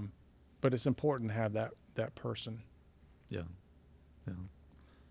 So you were working for a bread company, just delivering bread and so on. Hated it. Oh man, that's one of those jobs where it served a purpose, and I had to really focus on that. Mm-hmm. That if not for this job, I wouldn't be able to pay my house payment, and I wouldn't be able to clothe my kids, and so I had to really focus on the positive aspects of the job, which weren't a lot, because it was very, very physically demanding, Mm-hmm. and it was very, very fast paced. Like you had to literally run all day from Mm-hmm. store to store. As soon as I would get to a store, I would run into the store, inventory the shelves, run back out, pull the order, run back in, put things up as quickly as possible, Mm-hmm. and then go to, because it was a job where it wasn't 9 to 5, it was start to finish. Mm-hmm. It didn't matter if you worked 6 hours or 12 hours. You didn't go home until the job was done. And so the faster I could run, the faster I could get done, because guess what? At 3:30, my kids got out of school and I had to pick them up. Yeah. And so there were times when I had to, try to arrange for them to stay after school in an after school program, or I had to see if I could get somebody to come pick them up from school or something like that. And so there was a lot of logistical challenges around that. But it was not a job I enjoyed doing, but it served the purpose. Mm-hmm. It taught you kind of determination and getting things done, not like allowing time to just go by. Right. Yeah. Yeah. Yeah. And during that time frame too, though, I felt like, I don't think I want to do business anymore. Mm-hmm. Like, I had a bad outcome in business. I was like, I don't know that I want to do this anymore. I think I like not being the guy that everything falls on. Mm-hmm. Like, I don't want to be the guy that's where the buck stops here. It was to some degree, it was refreshing going, not my problem. Yeah. Sorry, take it up with the next guy up the chain. I'm just a lowly guy at the bottom. It's kind of, you've probably heard the story about the guy in the mail room always looks at the CEO like, I'd love to be that guy. Yeah. And then it gets CEOs looking at the mail room guy going, man, I wish I was that guy, And I think to some degree it's kind of like that. You always think the grass is greener on the other side. And Right. I think there's value in both, like being the guy on the bottom, not having the worries of the guy at the top. And then there's value being the guy at the top that, you don't have the same worries as the guy at the bottom. It's like I tell my kids, it's when you're somebody that when you're starting out in life, my kids are younger, they're in their 20s. I tell them, look, the financial problems and life problems you have right now, they're meaningful for you in a different way than they are for me. Like if at your age you have something that breaks, the dishwasher breaks, you've got a $500 problem or whatever a dishwasher is. For you, that $500 problem carries a lot of weight. Mm-hmm. When you're my age, and if you're, hopefully your income is a lot higher than when you were in your 20s, you look at a $500 problem a lot differently. Yeah. However, my problems that I do have would completely destroy the 20-year-old me, because if I've got a $50,000 problem, the 20-year-old David couldn't handle that. There's no way that can work. But I think I always think about it this time of year, because taxes comes right after Christmas, and I pay I pay an amount of money in taxes every year that is more than my first job. And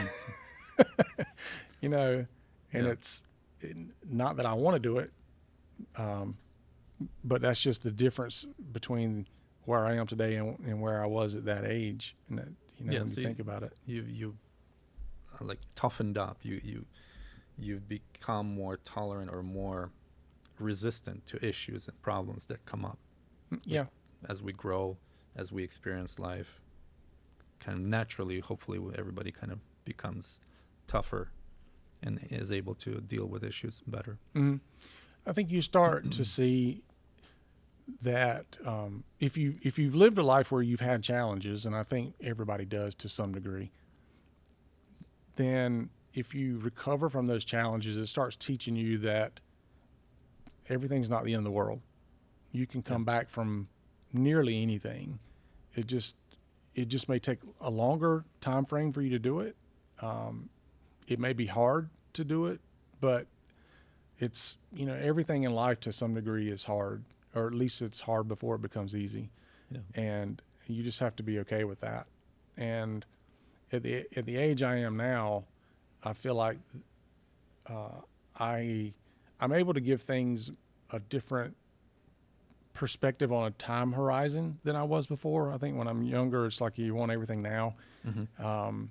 I don't have that need to see that instant gratification or satisfaction of certain things. And I also don't have that feeling like if I don't get this done, if I don't pull myself out of this hole within the next 60 days, then that's terrible. I have a very different outlook on that. And it's just because of life experiences. Yeah. Yeah. So after the bread company that you worked for, is that when you started your current company, or? Yeah. So in the midst of all that, that's when I got remarried. Okay. Then I can't recall the year, but I had a motorcycle accident. Dog ran out in front of me, hit the dog, wrecked the motorcycle, put me in the hospital. And as a result of the motorcycle accident, I had something called adhesive capsulitis, or is commonly called frozen shoulder. Okay. So I've got my right arm, which I could not move very well. Which the weirdest thing about it is there's nothing physically wrong with it.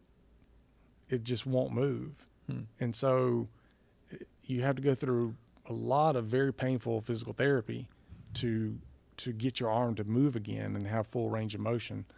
And it was kind of strange going through that, because the doctors would say there's no damage to your arm. It's just frozen. Like you have to go back and kind of get it out of that thing. But anyway, I went through that, and for a period of, I think it was 5 months, I could not work because, I'm doing route sales and I'm putting bread on shelves and all that. And I literally can't raise my right arm. Can't do a physical job, not being able to do that. And even when I started getting to where I could raise my arm, the company did not want me to come back to work until I could take 70 pounds and lift it over my head and put it on a shelf, which I'm working for a bread company. There's no 70 pounds that I need to lift over my head, but that's the side point.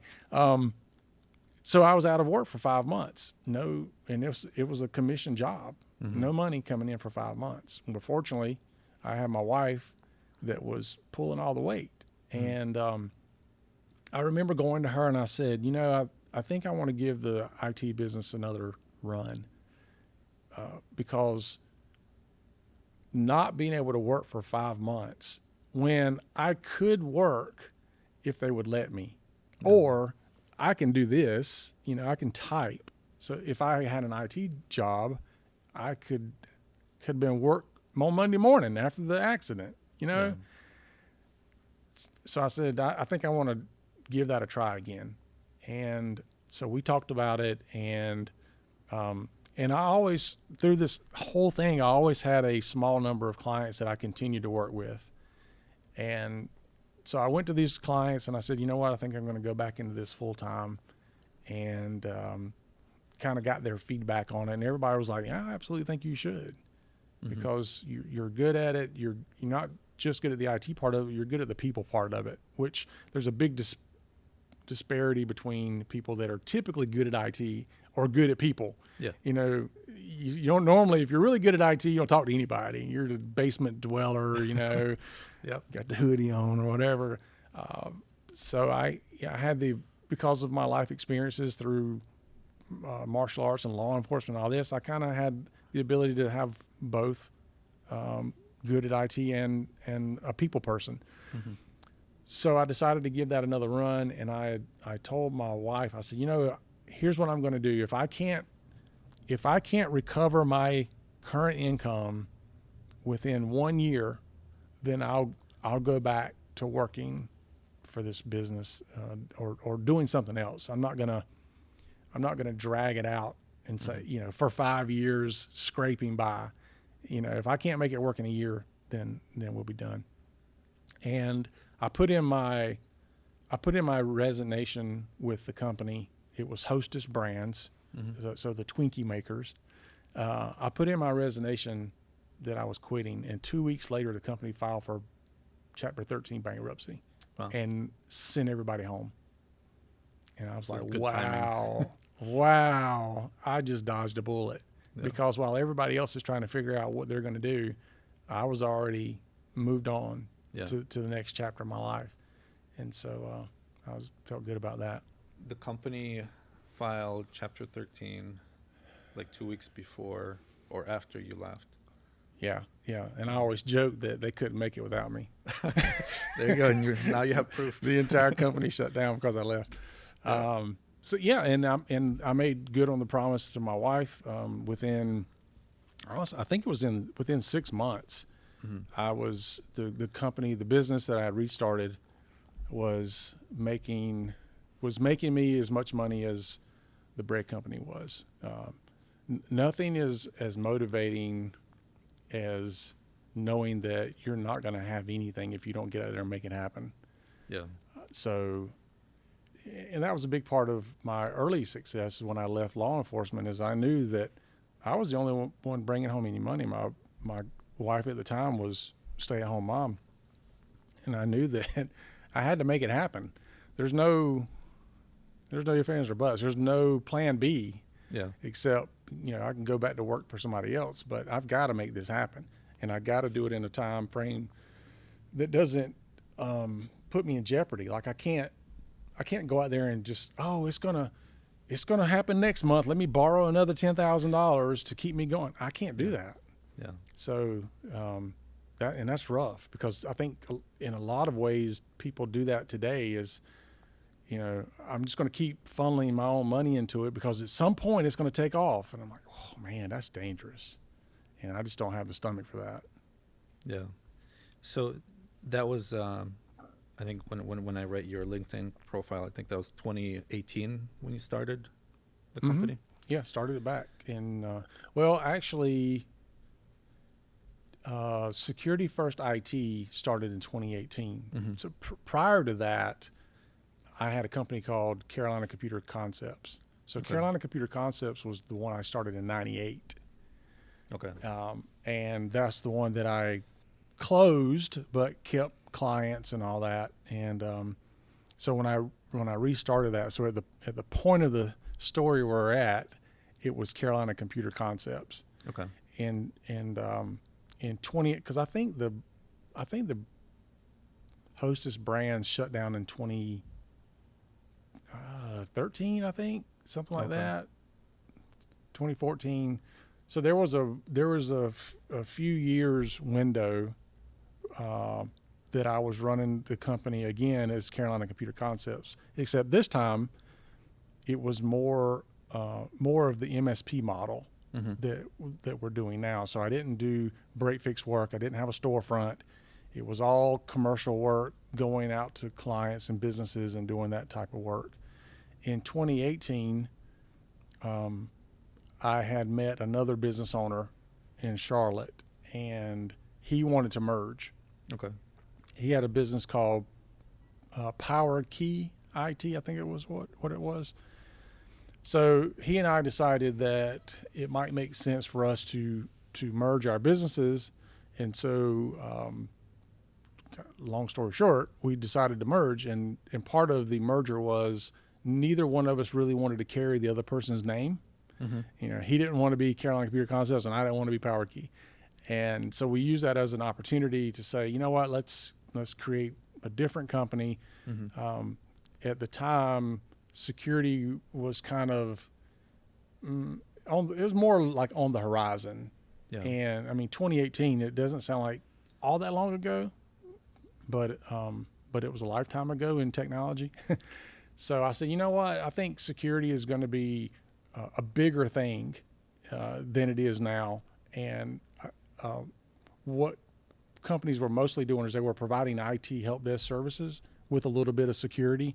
Mm-hmm. And I kind of saw that a coming wave where that would flip, where it's going to be a lot more about cybersecurity, and then you're going to have some help desk services that you do. And so I said, let's just call the company Security First, because that's what we're going to do. We're going to put security first, and then everything else is going to flow through that lens of security. And I was actually shocked that nobody else had that name, and nobody had the domain and anything like that. So it's like, wow, I can't believe somebody didn't already have that. So that's what we did. We merged companies in 2018, and then started Security First IT. So so the company Security First IT, it has been around since 2018. However, me being in business in IT has been around since 1998. Yeah. So it's been a while. When you merged at that time, and having gone through issues you had before with embezzlement and so on, with other people kind of taking from you, how did you reestablish trust in another person, especially in a partner in business?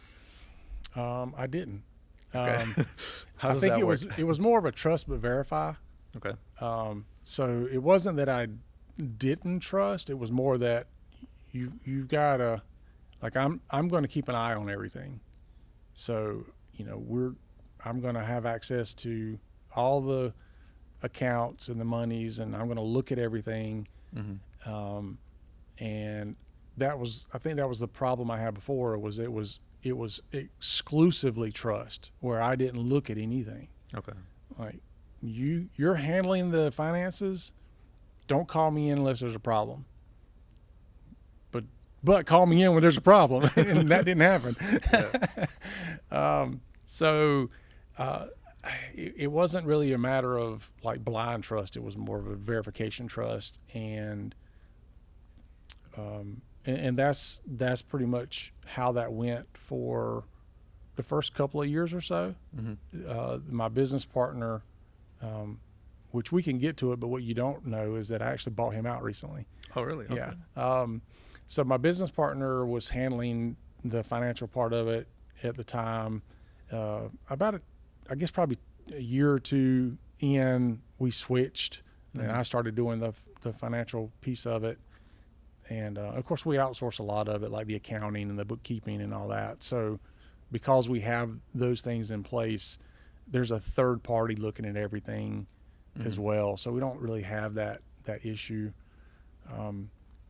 So for me, there was never a time where I felt like I should truly trust anybody the way I did before. I think that was a mistake on my part. And even from just being a good business owner, like you have to keep your eye on the metrics of things, and certainly the finances are one of those things you should keep an eye on.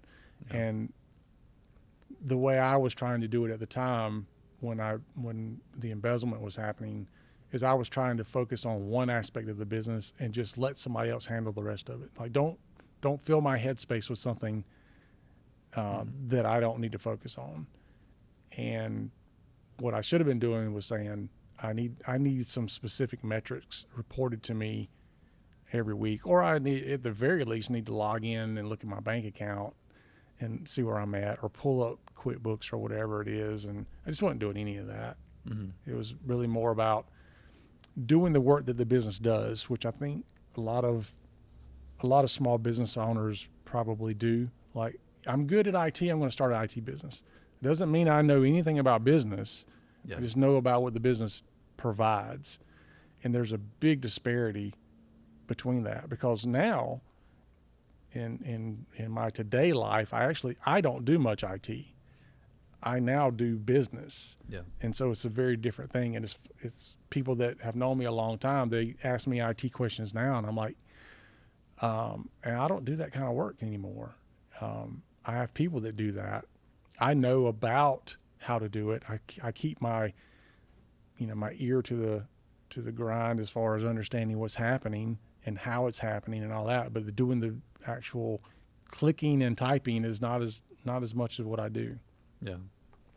So, so you both of you joined and created this new business, Mm-hmm. and you kind of provided the spoiler. Yeah. Between then and now, how did it go? Like, what were some ups and downs in this business? So that was my first experience with a business partner, Mm-hmm. and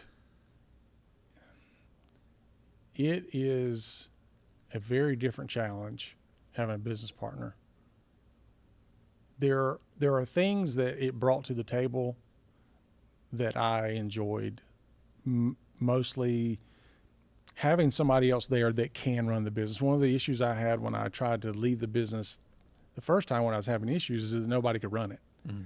When I started my business back after Hostess Brands shut down, one of the issues I had was that it was me and one other guy. Like I had decided that I didn't want to hire a bunch of people. Like I don't want to be a big business. I just want to be a lifestyle business. The problem with that was there's not a lot of bandwidth for lifestyle when you can't go on vacation because the business shuts down and you can't do that. Yeah. And the straw that kind of broke the camel's back for me was I went on a cruise with my family, and the cruise left out on a Thursday, came back on a Sunday. Mm-hmm. So basically I'm thinking, okay, so 2 days I'm going to be away from the business, Thursday and Friday. We're closed on Saturday and Sunday anyway. Surely this won't be a problem. Yeah. So I go on this cruise and go to the Bahamas, and I come back and I'm getting off the boat in Florida. I turn my cell phone back on, and just notification after notification, voicemails, text messages from clients, pissed off. Wow. I was like, I can't even go on vacation. 2 days, I can't do anything.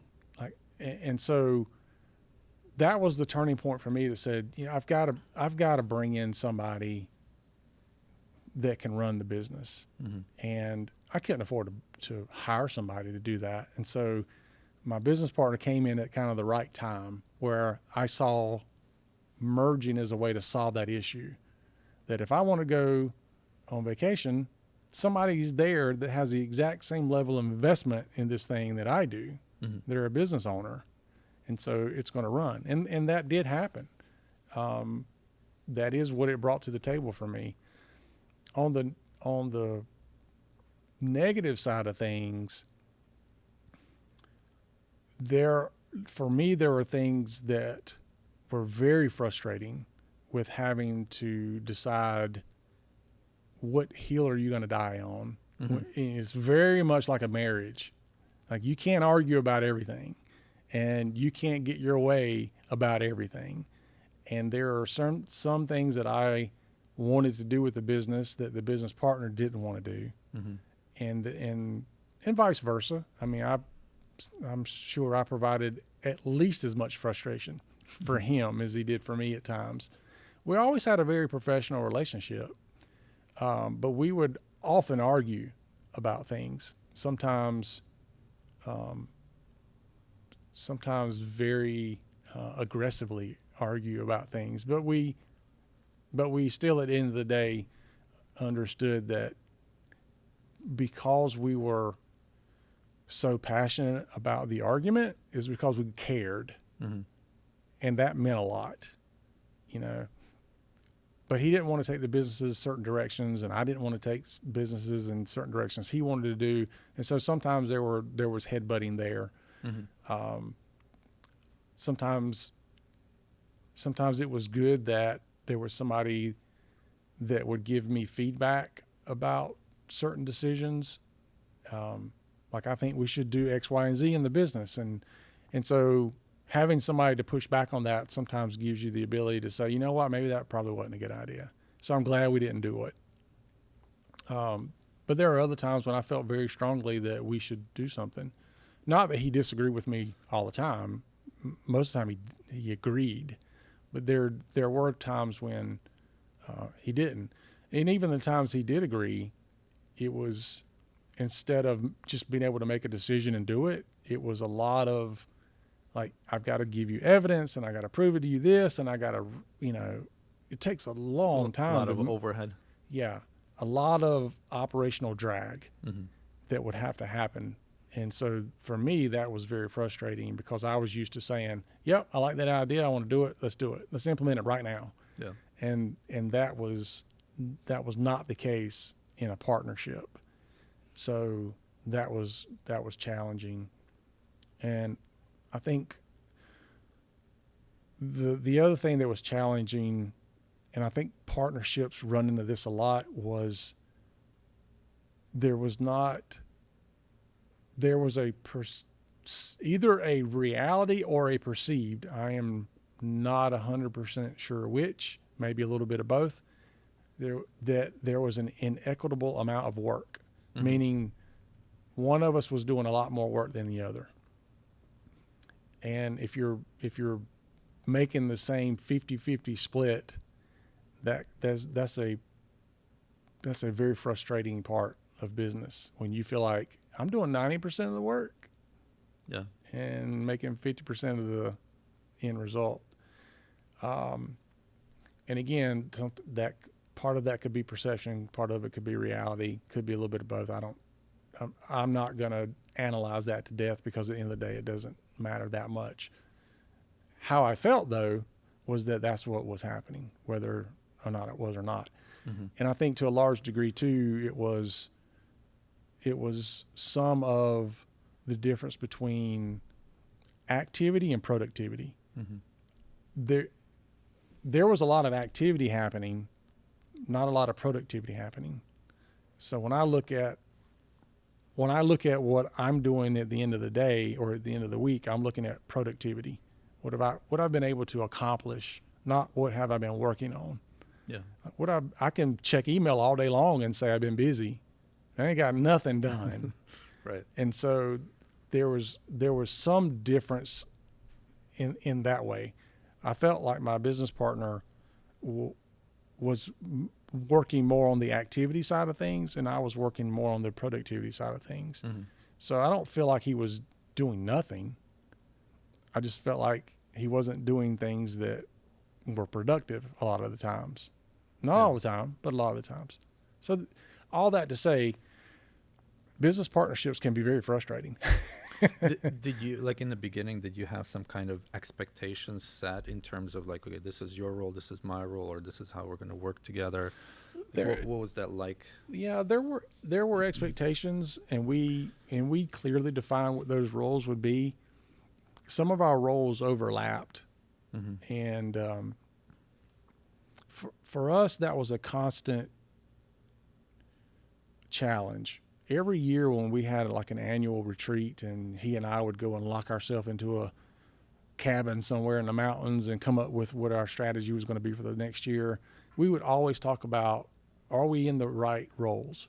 Are we in the right seats? Or should we be doing something different? And we never came to a place where we figured out how to split those roles up in a way that also eliminated that frustration I talked about activity and productivity. Yeah. We never got there. And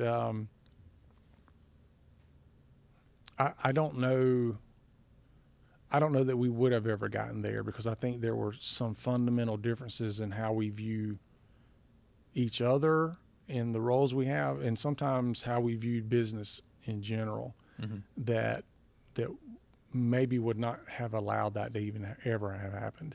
It's kind of one of those things where you don't know what you don't know going into that partnership, and it's not until you've been in there for a while that you realize there's probably some questions you should have asked. You just didn't know that they were questions that needed to be asked. In the beginning, yeah. Yeah. How much personality had to do with this kind of, I don't want to call it misunderstanding, but like with misalignment, like your personality versus his personality? Did that play a role in this whole thing or no? I think to some degree it did. I think it made more of a difference to others than it did to me. Mm-hmm. And what I mean by that is, from a personality standpoint, I think my business partner's personality was fine. But he often presented a different person to me than he did to clients. Mm-hmm. Clients would sometimes look at me and him and say, I don't understand how you two are partners. You seem too different. Mm-hmm. And when he and I would sit down and we would talk about the business and we would plan and all that, he seemed to be a much more cerebral person and focused on what needed to be done, mm-hmm. and how we're going to get from point A to point B and those types of things. Whereas with clients, he was often less that way and more, it kind of depended on the person he was talking to. And I say clients, but just people in general. He was a different, I wouldn't say he's a different person. He communicated differently. Presented himself differently. Yeah. And sometimes it was in a way that just rubbed people the wrong way. Mm-hmm. Because he could have a conversation with me and he can give me his opinion and all that, and I'm like, yeah, okay. But not everybody wants to hear your opinion. Yeah. And for me, I just took it as you're verbalizing a viewpoint in a way that you just want to get it out there. Because for him, and a lot of what it was that's the way he thought through ideas. Mm-hmm. Like, I think through ideas usually by drawing them out or by internally thinking about them. He did it externally. Verbalizing. So he's more of an extrovert. Yeah, I think so. But he would verbalize his ideas to people, mm-hmm. and sometimes it was contradictory to what they thought, or sometimes it didn't even make any sense, maybe, because he's trying to construct everything, but he's doing it in a way that everybody else can see it. Right. Yeah. That's where, like, there's people who process things internally and people who process things externally, meaning, like, as they speak, then they figure out what they're trying to do. Yeah. Yeah. Instead of, like, thinking exactly. about it through and then trying to speak it out. Right. Yeah. And that was a big difference. So it sounds like personality had a little bit to do with, mm-hmm. with kind of the challenges of working together. Yeah, it did. And yeah. It's one of those things where I think I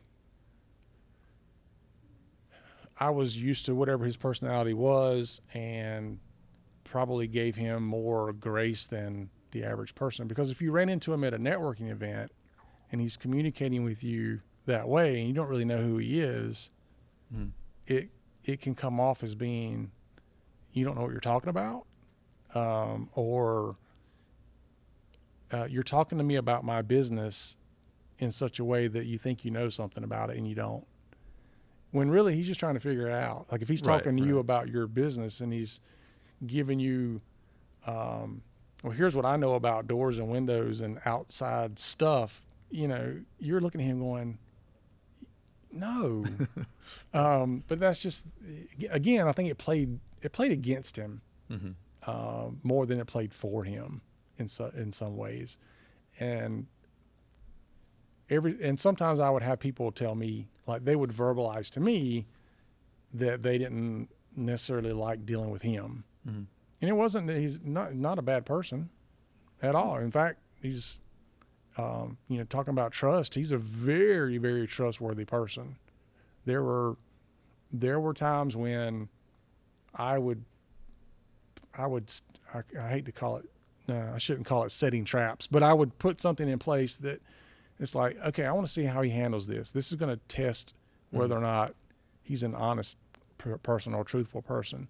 And he was always honest and truthful. So from an integrity standpoint, which means a lot to me, from an integrity standpoint, he is top notch.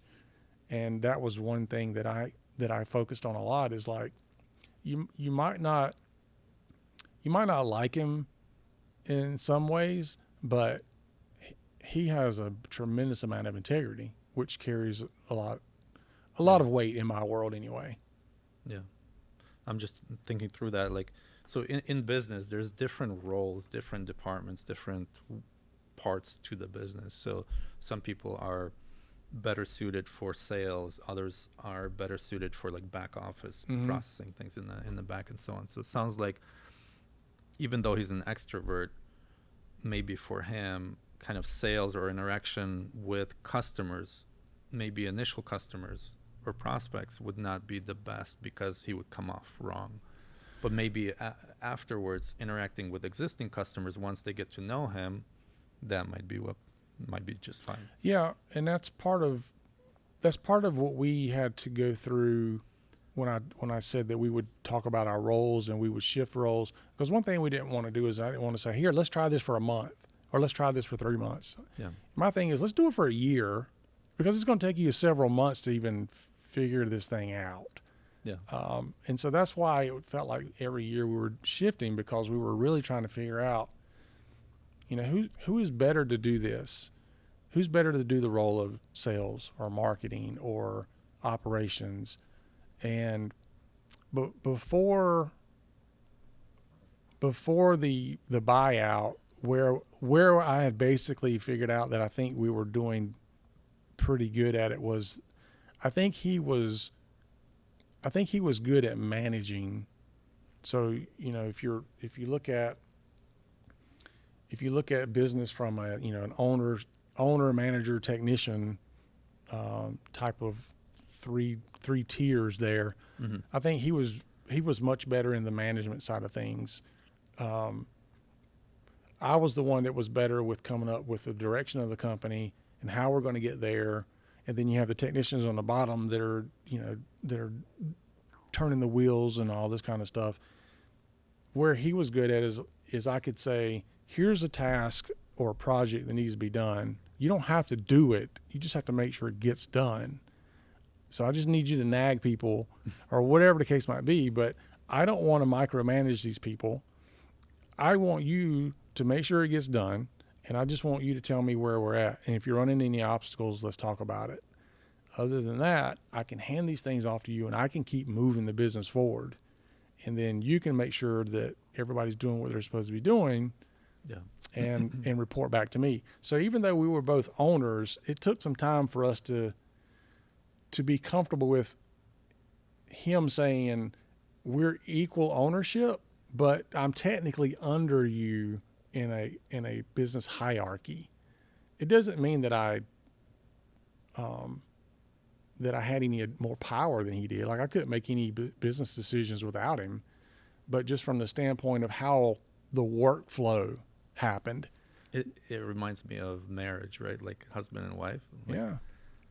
Equal, but there's still different roles. Somebody has to, if both people are leading, you could be going in two separate directions. Yeah. And it took some time for us to get to that, because initially I think that's what we were trying to do, is we were trying to share the leading role, because both of us we were new to the merger.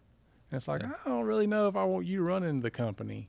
And, I think we both kind of felt that way. So it took 3 or 4 years before, let's try it this way.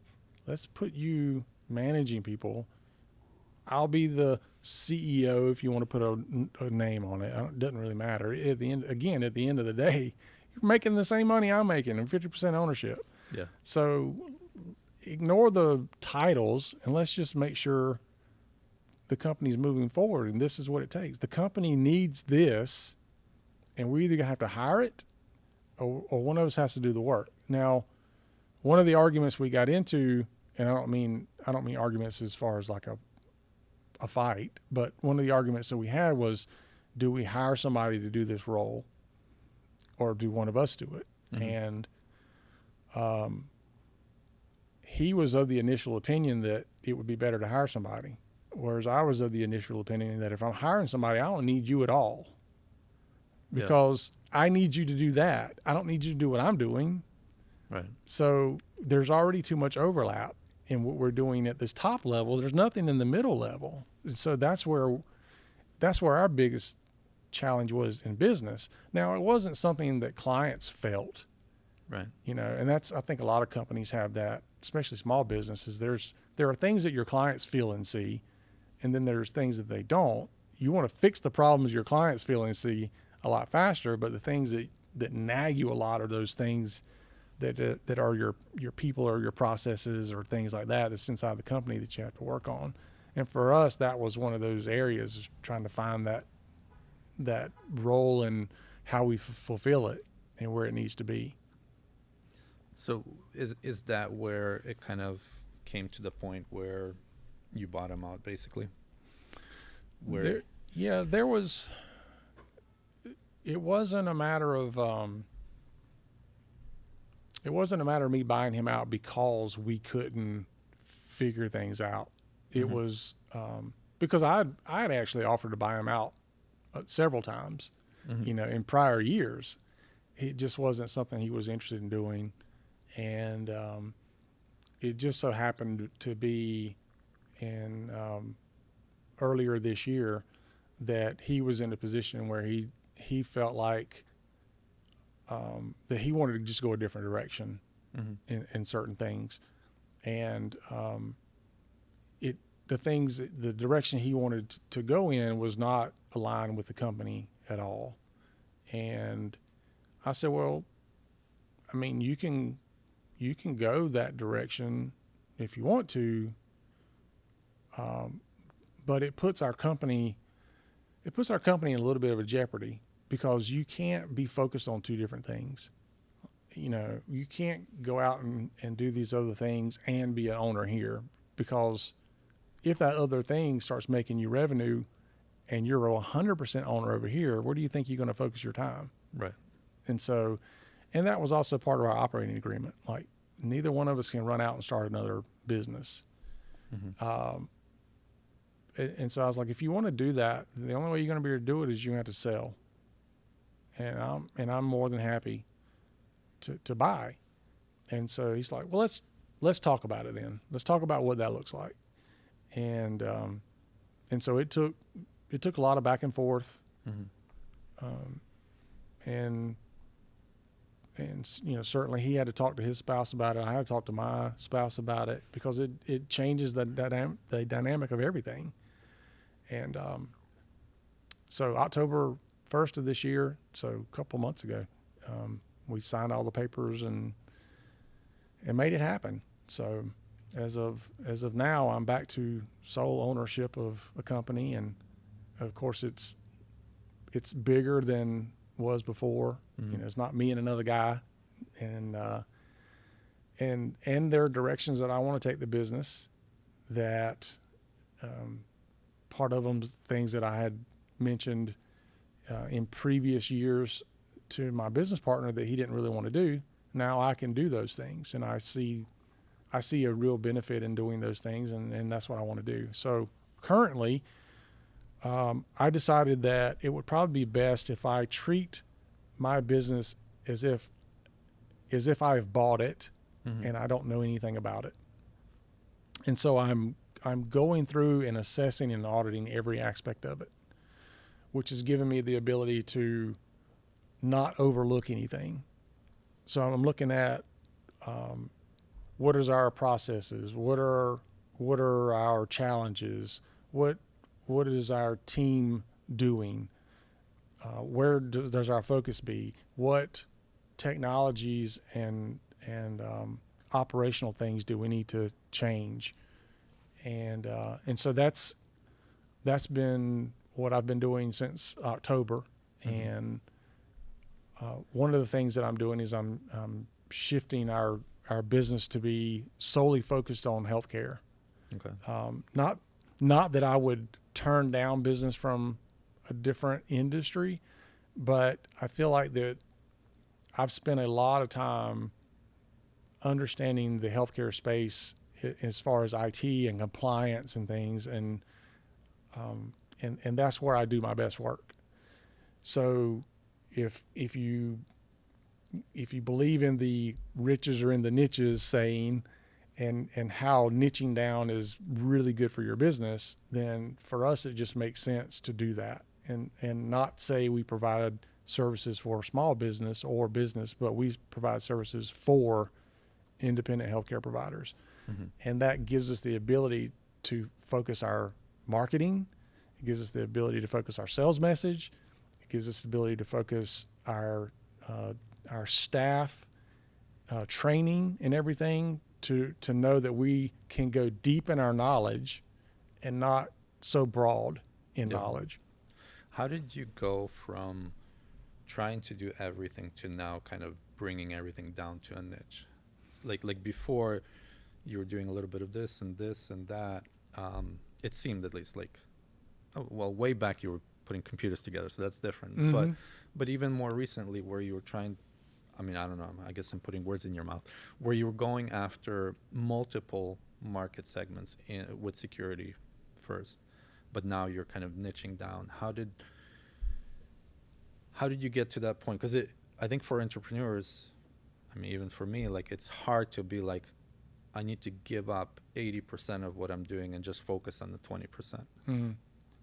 How do you mentally and kind of logically and so on, like, get over that hump and be like, okay, I'm all in on the niche? From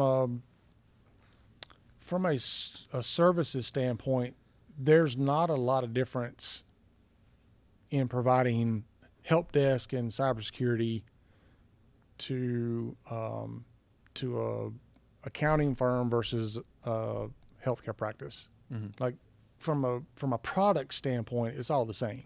Like, I'm still putting in the same security stuff in place. I'm still working on Windows machines or Macs or whatever the case might be. So, it's not like Microsoft said, we're going to build a Microsoft Windows for healthcare. Right? So it's the same thing. I'm still supporting those same things.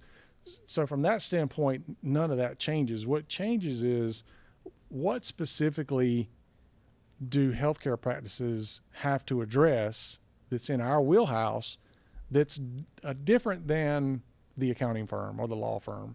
And so that's when you start niching down into healthcare cybersecurity specifically, and how that maps into things like HIPAA compliance. And so because I am deeply involved in HIPAA compliance, and I'm also part of a federal work group with HHS, which is the Department of Health and Human Services. They've put together a group of private and public partnerships to help develop cybersecurity frameworks for healthcare.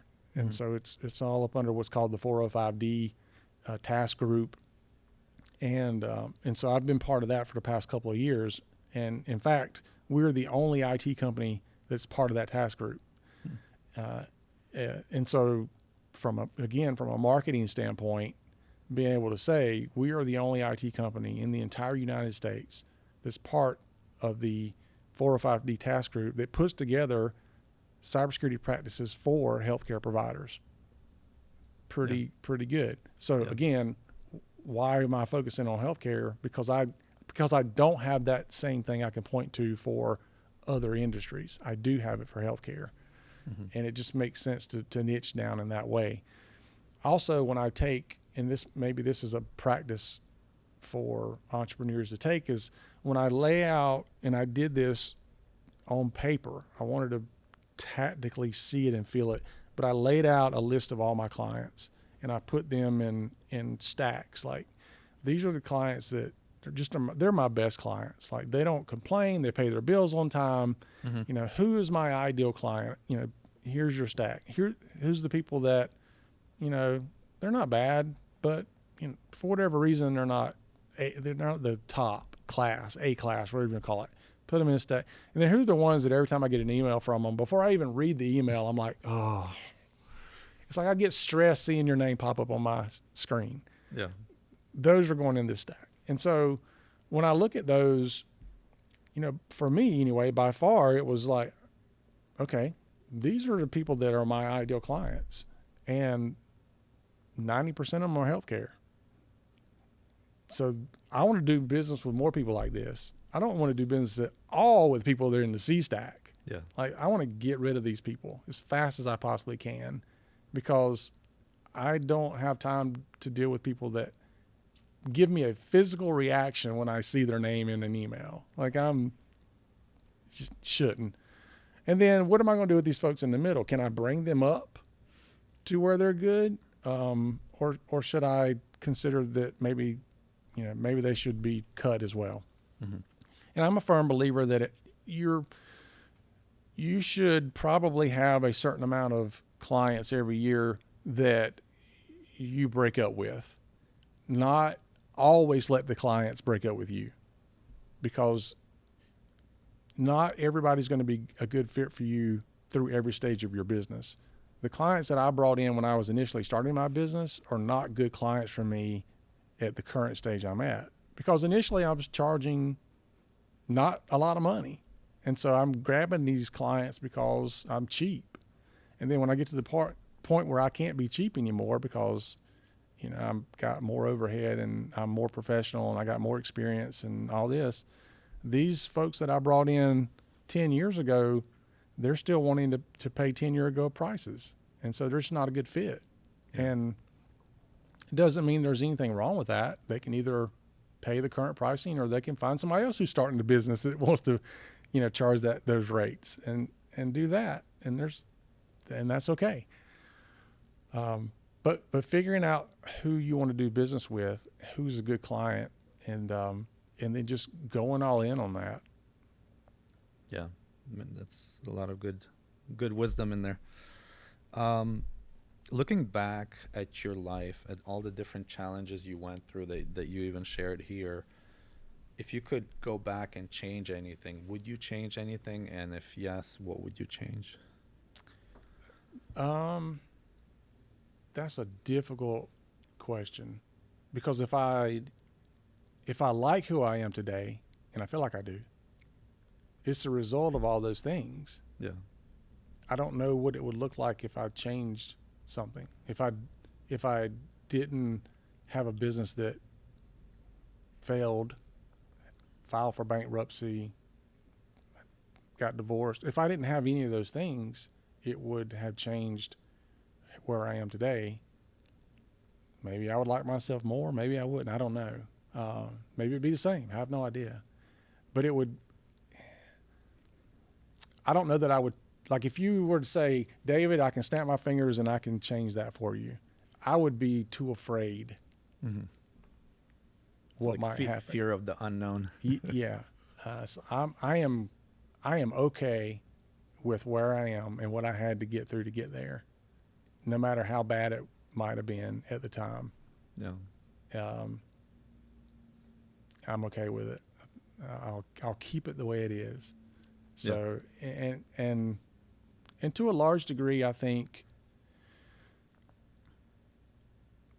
being able to look back and say, whether it's personal or whether it's business, but having those experiences gives me a way to talk about those things, maybe even to help other people if they're going through those things in a way that I couldn't do before. Mm-hmm. So it makes me a more knowledgeable person by personal experience. I didn't just read it in a book. Like, I lived it. There's value in that. Yeah, definitely.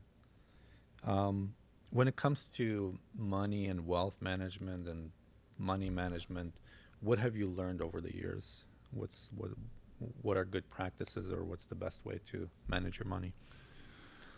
Certainly living within your means, whether business or personal.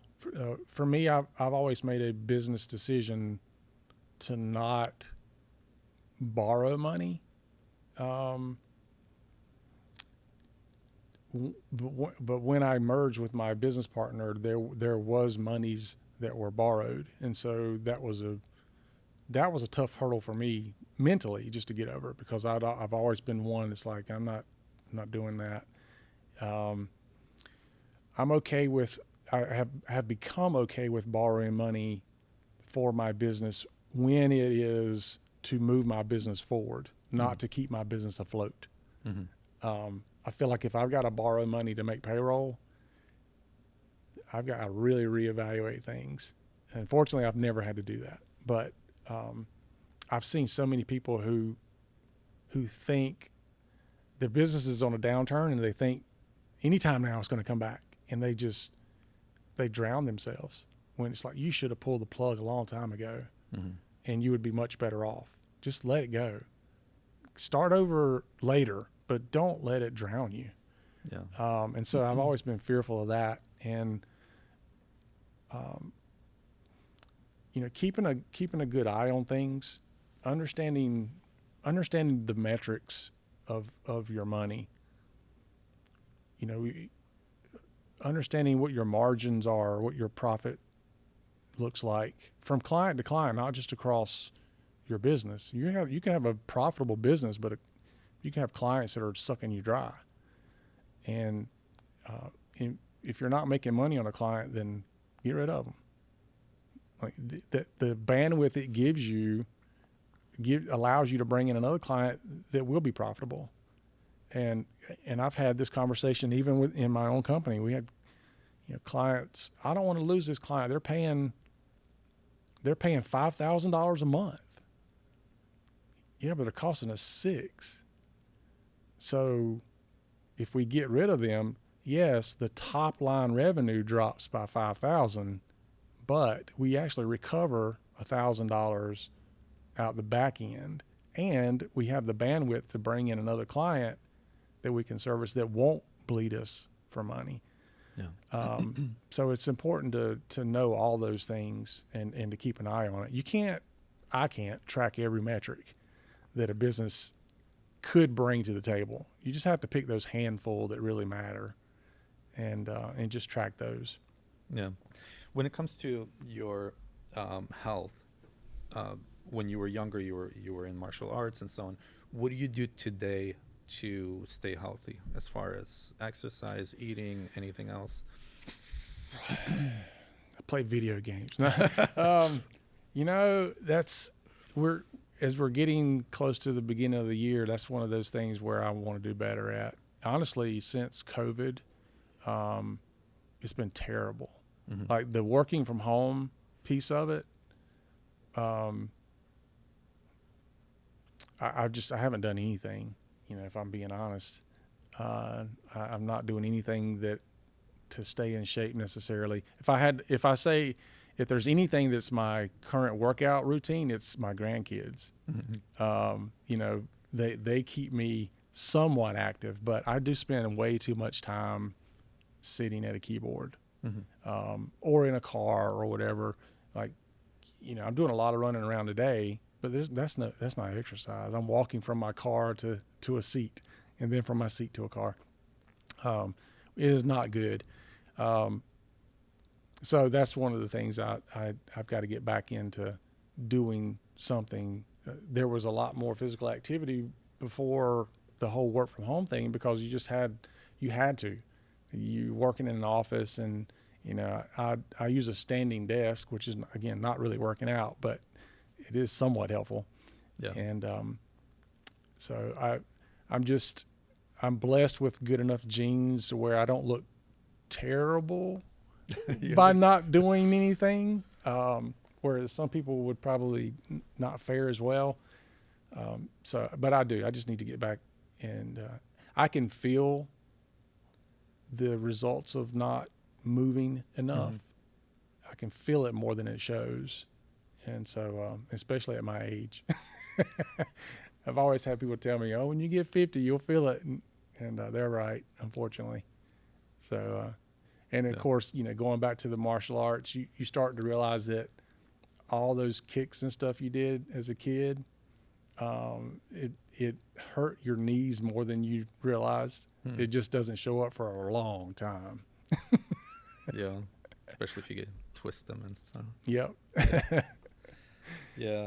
What about personal development? What do you do today to continue to develop yourself personally? Personal development for me is like, it's like oxygen. Mm-hmm. I love it. Like I want to be constantly developing from a personal and professional standpoint, because I feel like I have so much more I can learn and so much further to go.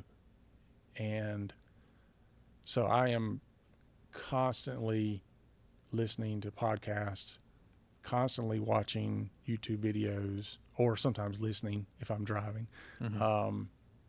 reading books. I mean, and it's not doing these things for the sake of doing these things. I think that's a mistake. It's doing these things and then implementing what it is I feel like is right for me. Because if you're just reading or watching for the sake of reading and watching, it's great that you have the knowledge, but if you're not implementing any of it, then is it doing you any good, really? Right. I mean, yeah, you can read all the best business books in the world, but if you're never implementing any of it, then you're not any better off. How do you decide two decisions? One, when you hear the information from the book, from podcasts, from anywhere, whether to implement it in your life or business, and then how do you actually go about implementing it? I think when I'm reading a book, and I'll just put kind of all materials in, not just reading podcasts or whatever. There are things I believe that are right for me in a specific season, Mm-hmm. and I feel like they resonate with me. If I just for example, right now I think I'm more focused on honing sales skills, and so those types of that type of content resonates with me now.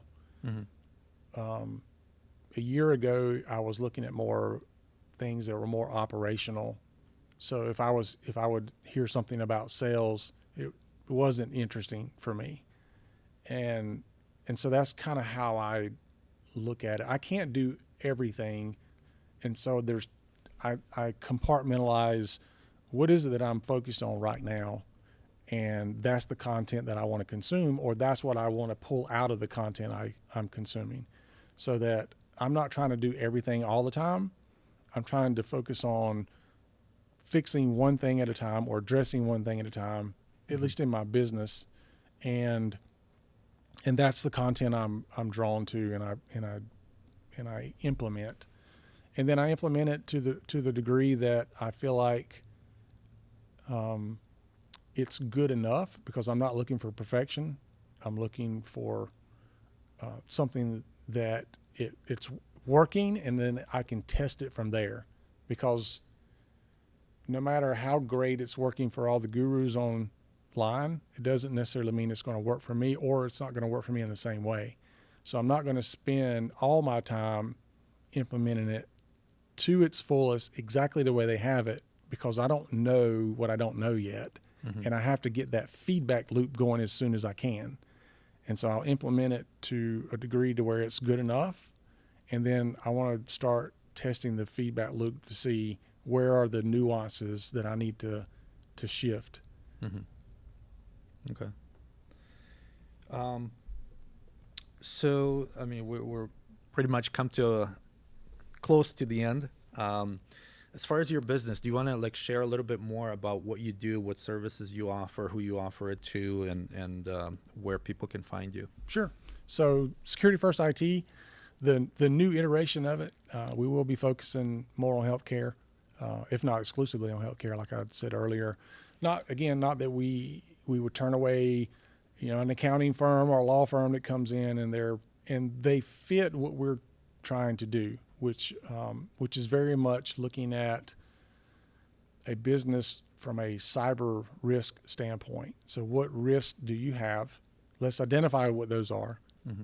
How can we mitigate those risks down to an acceptable level, and do that in a way that puts you in a position where you're protecting your business, you're protecting your clients or your patients, and you're also giving yourself a defensible stance, because one of the things that we're seeing right now is that if you have like a data breach happening in your practice or your firm, not only do you have to deal with the fallout of that data breach, but people that have given you their information that's part of that data breach can come back and sue you for that. Mm-hmm. And if they sue you, then what is your defense? What are you going to be able to stand in the court of law and say, these are the things that I did to prevent that from happening? Even though it happened, I took reasonable and appropriate measures to prevent it. If you don't have anything that you can point to and prove, then you're in a bad position. Mm-hmm. And so part of it is, let's do everything we can to protect it. So hopefully it doesn't happen. But if it does happen, at least we've given you the ammunition you need to protect yourself from the fallout as Mm-hmm. much as possible. And so we're looking at those from two different standpoints.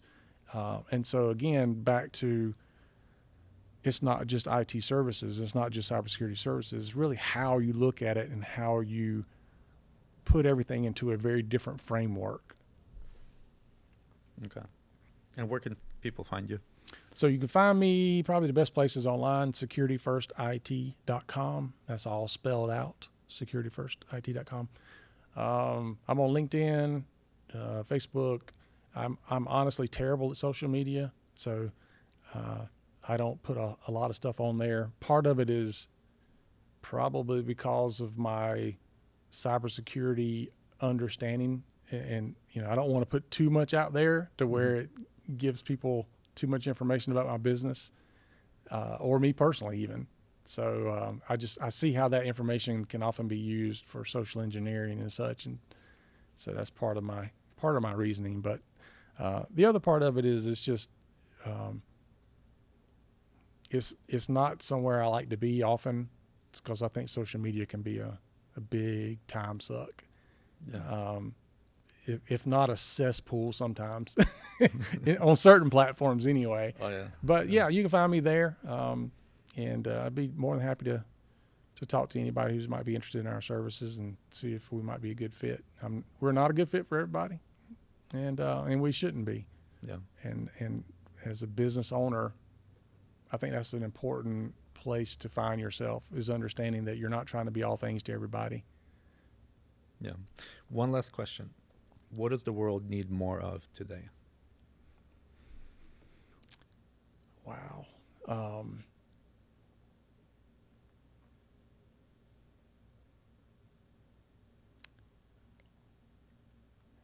I would say probably empathy. I mean, there's a lot of words I could choose, but I think that when you look at conflict, if people can stop long enough to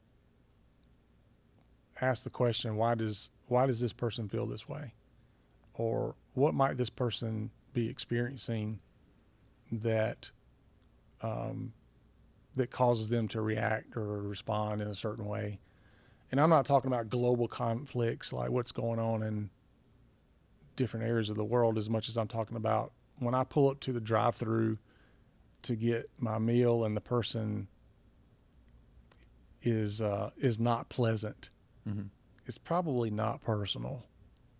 It's not that they don't like me. It's that they're dealing with something else. It has nothing to do with me. Mm-hmm. And by having empathy, I won't lash back out of that person. How dare you not ask me if I want ketchup? Or how dare you hand me that bag in such a way that, or you don't even respond to me. I don't know what you're dealing with in your life, but things will get better. Just give somebody a positive word. It's amazing. It's people don't realize how little things actually have to do with you. because everybody is focused on themselves, and if you're mad at me, you know, you pull up beside me at a stoplight or something like that, and maybe I happen to accidentally cut you off or something. You're probably more mad because you've had a bad day, or your boss jumped on you, or whatever else. You know, you're dealing with customers all the time. I see it often when if somebody's giving one of my employees a hard time, almost always it's because something's going on in their life. It's just the outward appearance of what that is. It just comes across as a complaint, or a bad attitude or something like that. So having that empathy to just step back and say, you know what, I'm going to give them a little bit of grace and understand that this is not personal. They're dealing with something. Maybe I don't know what it is. Maybe I'll never know what it is. Yeah. Well, David, thank you for joining. Yeah. And looking forward to more of these if you're willing to come on. Yeah. Thanks for having me, man.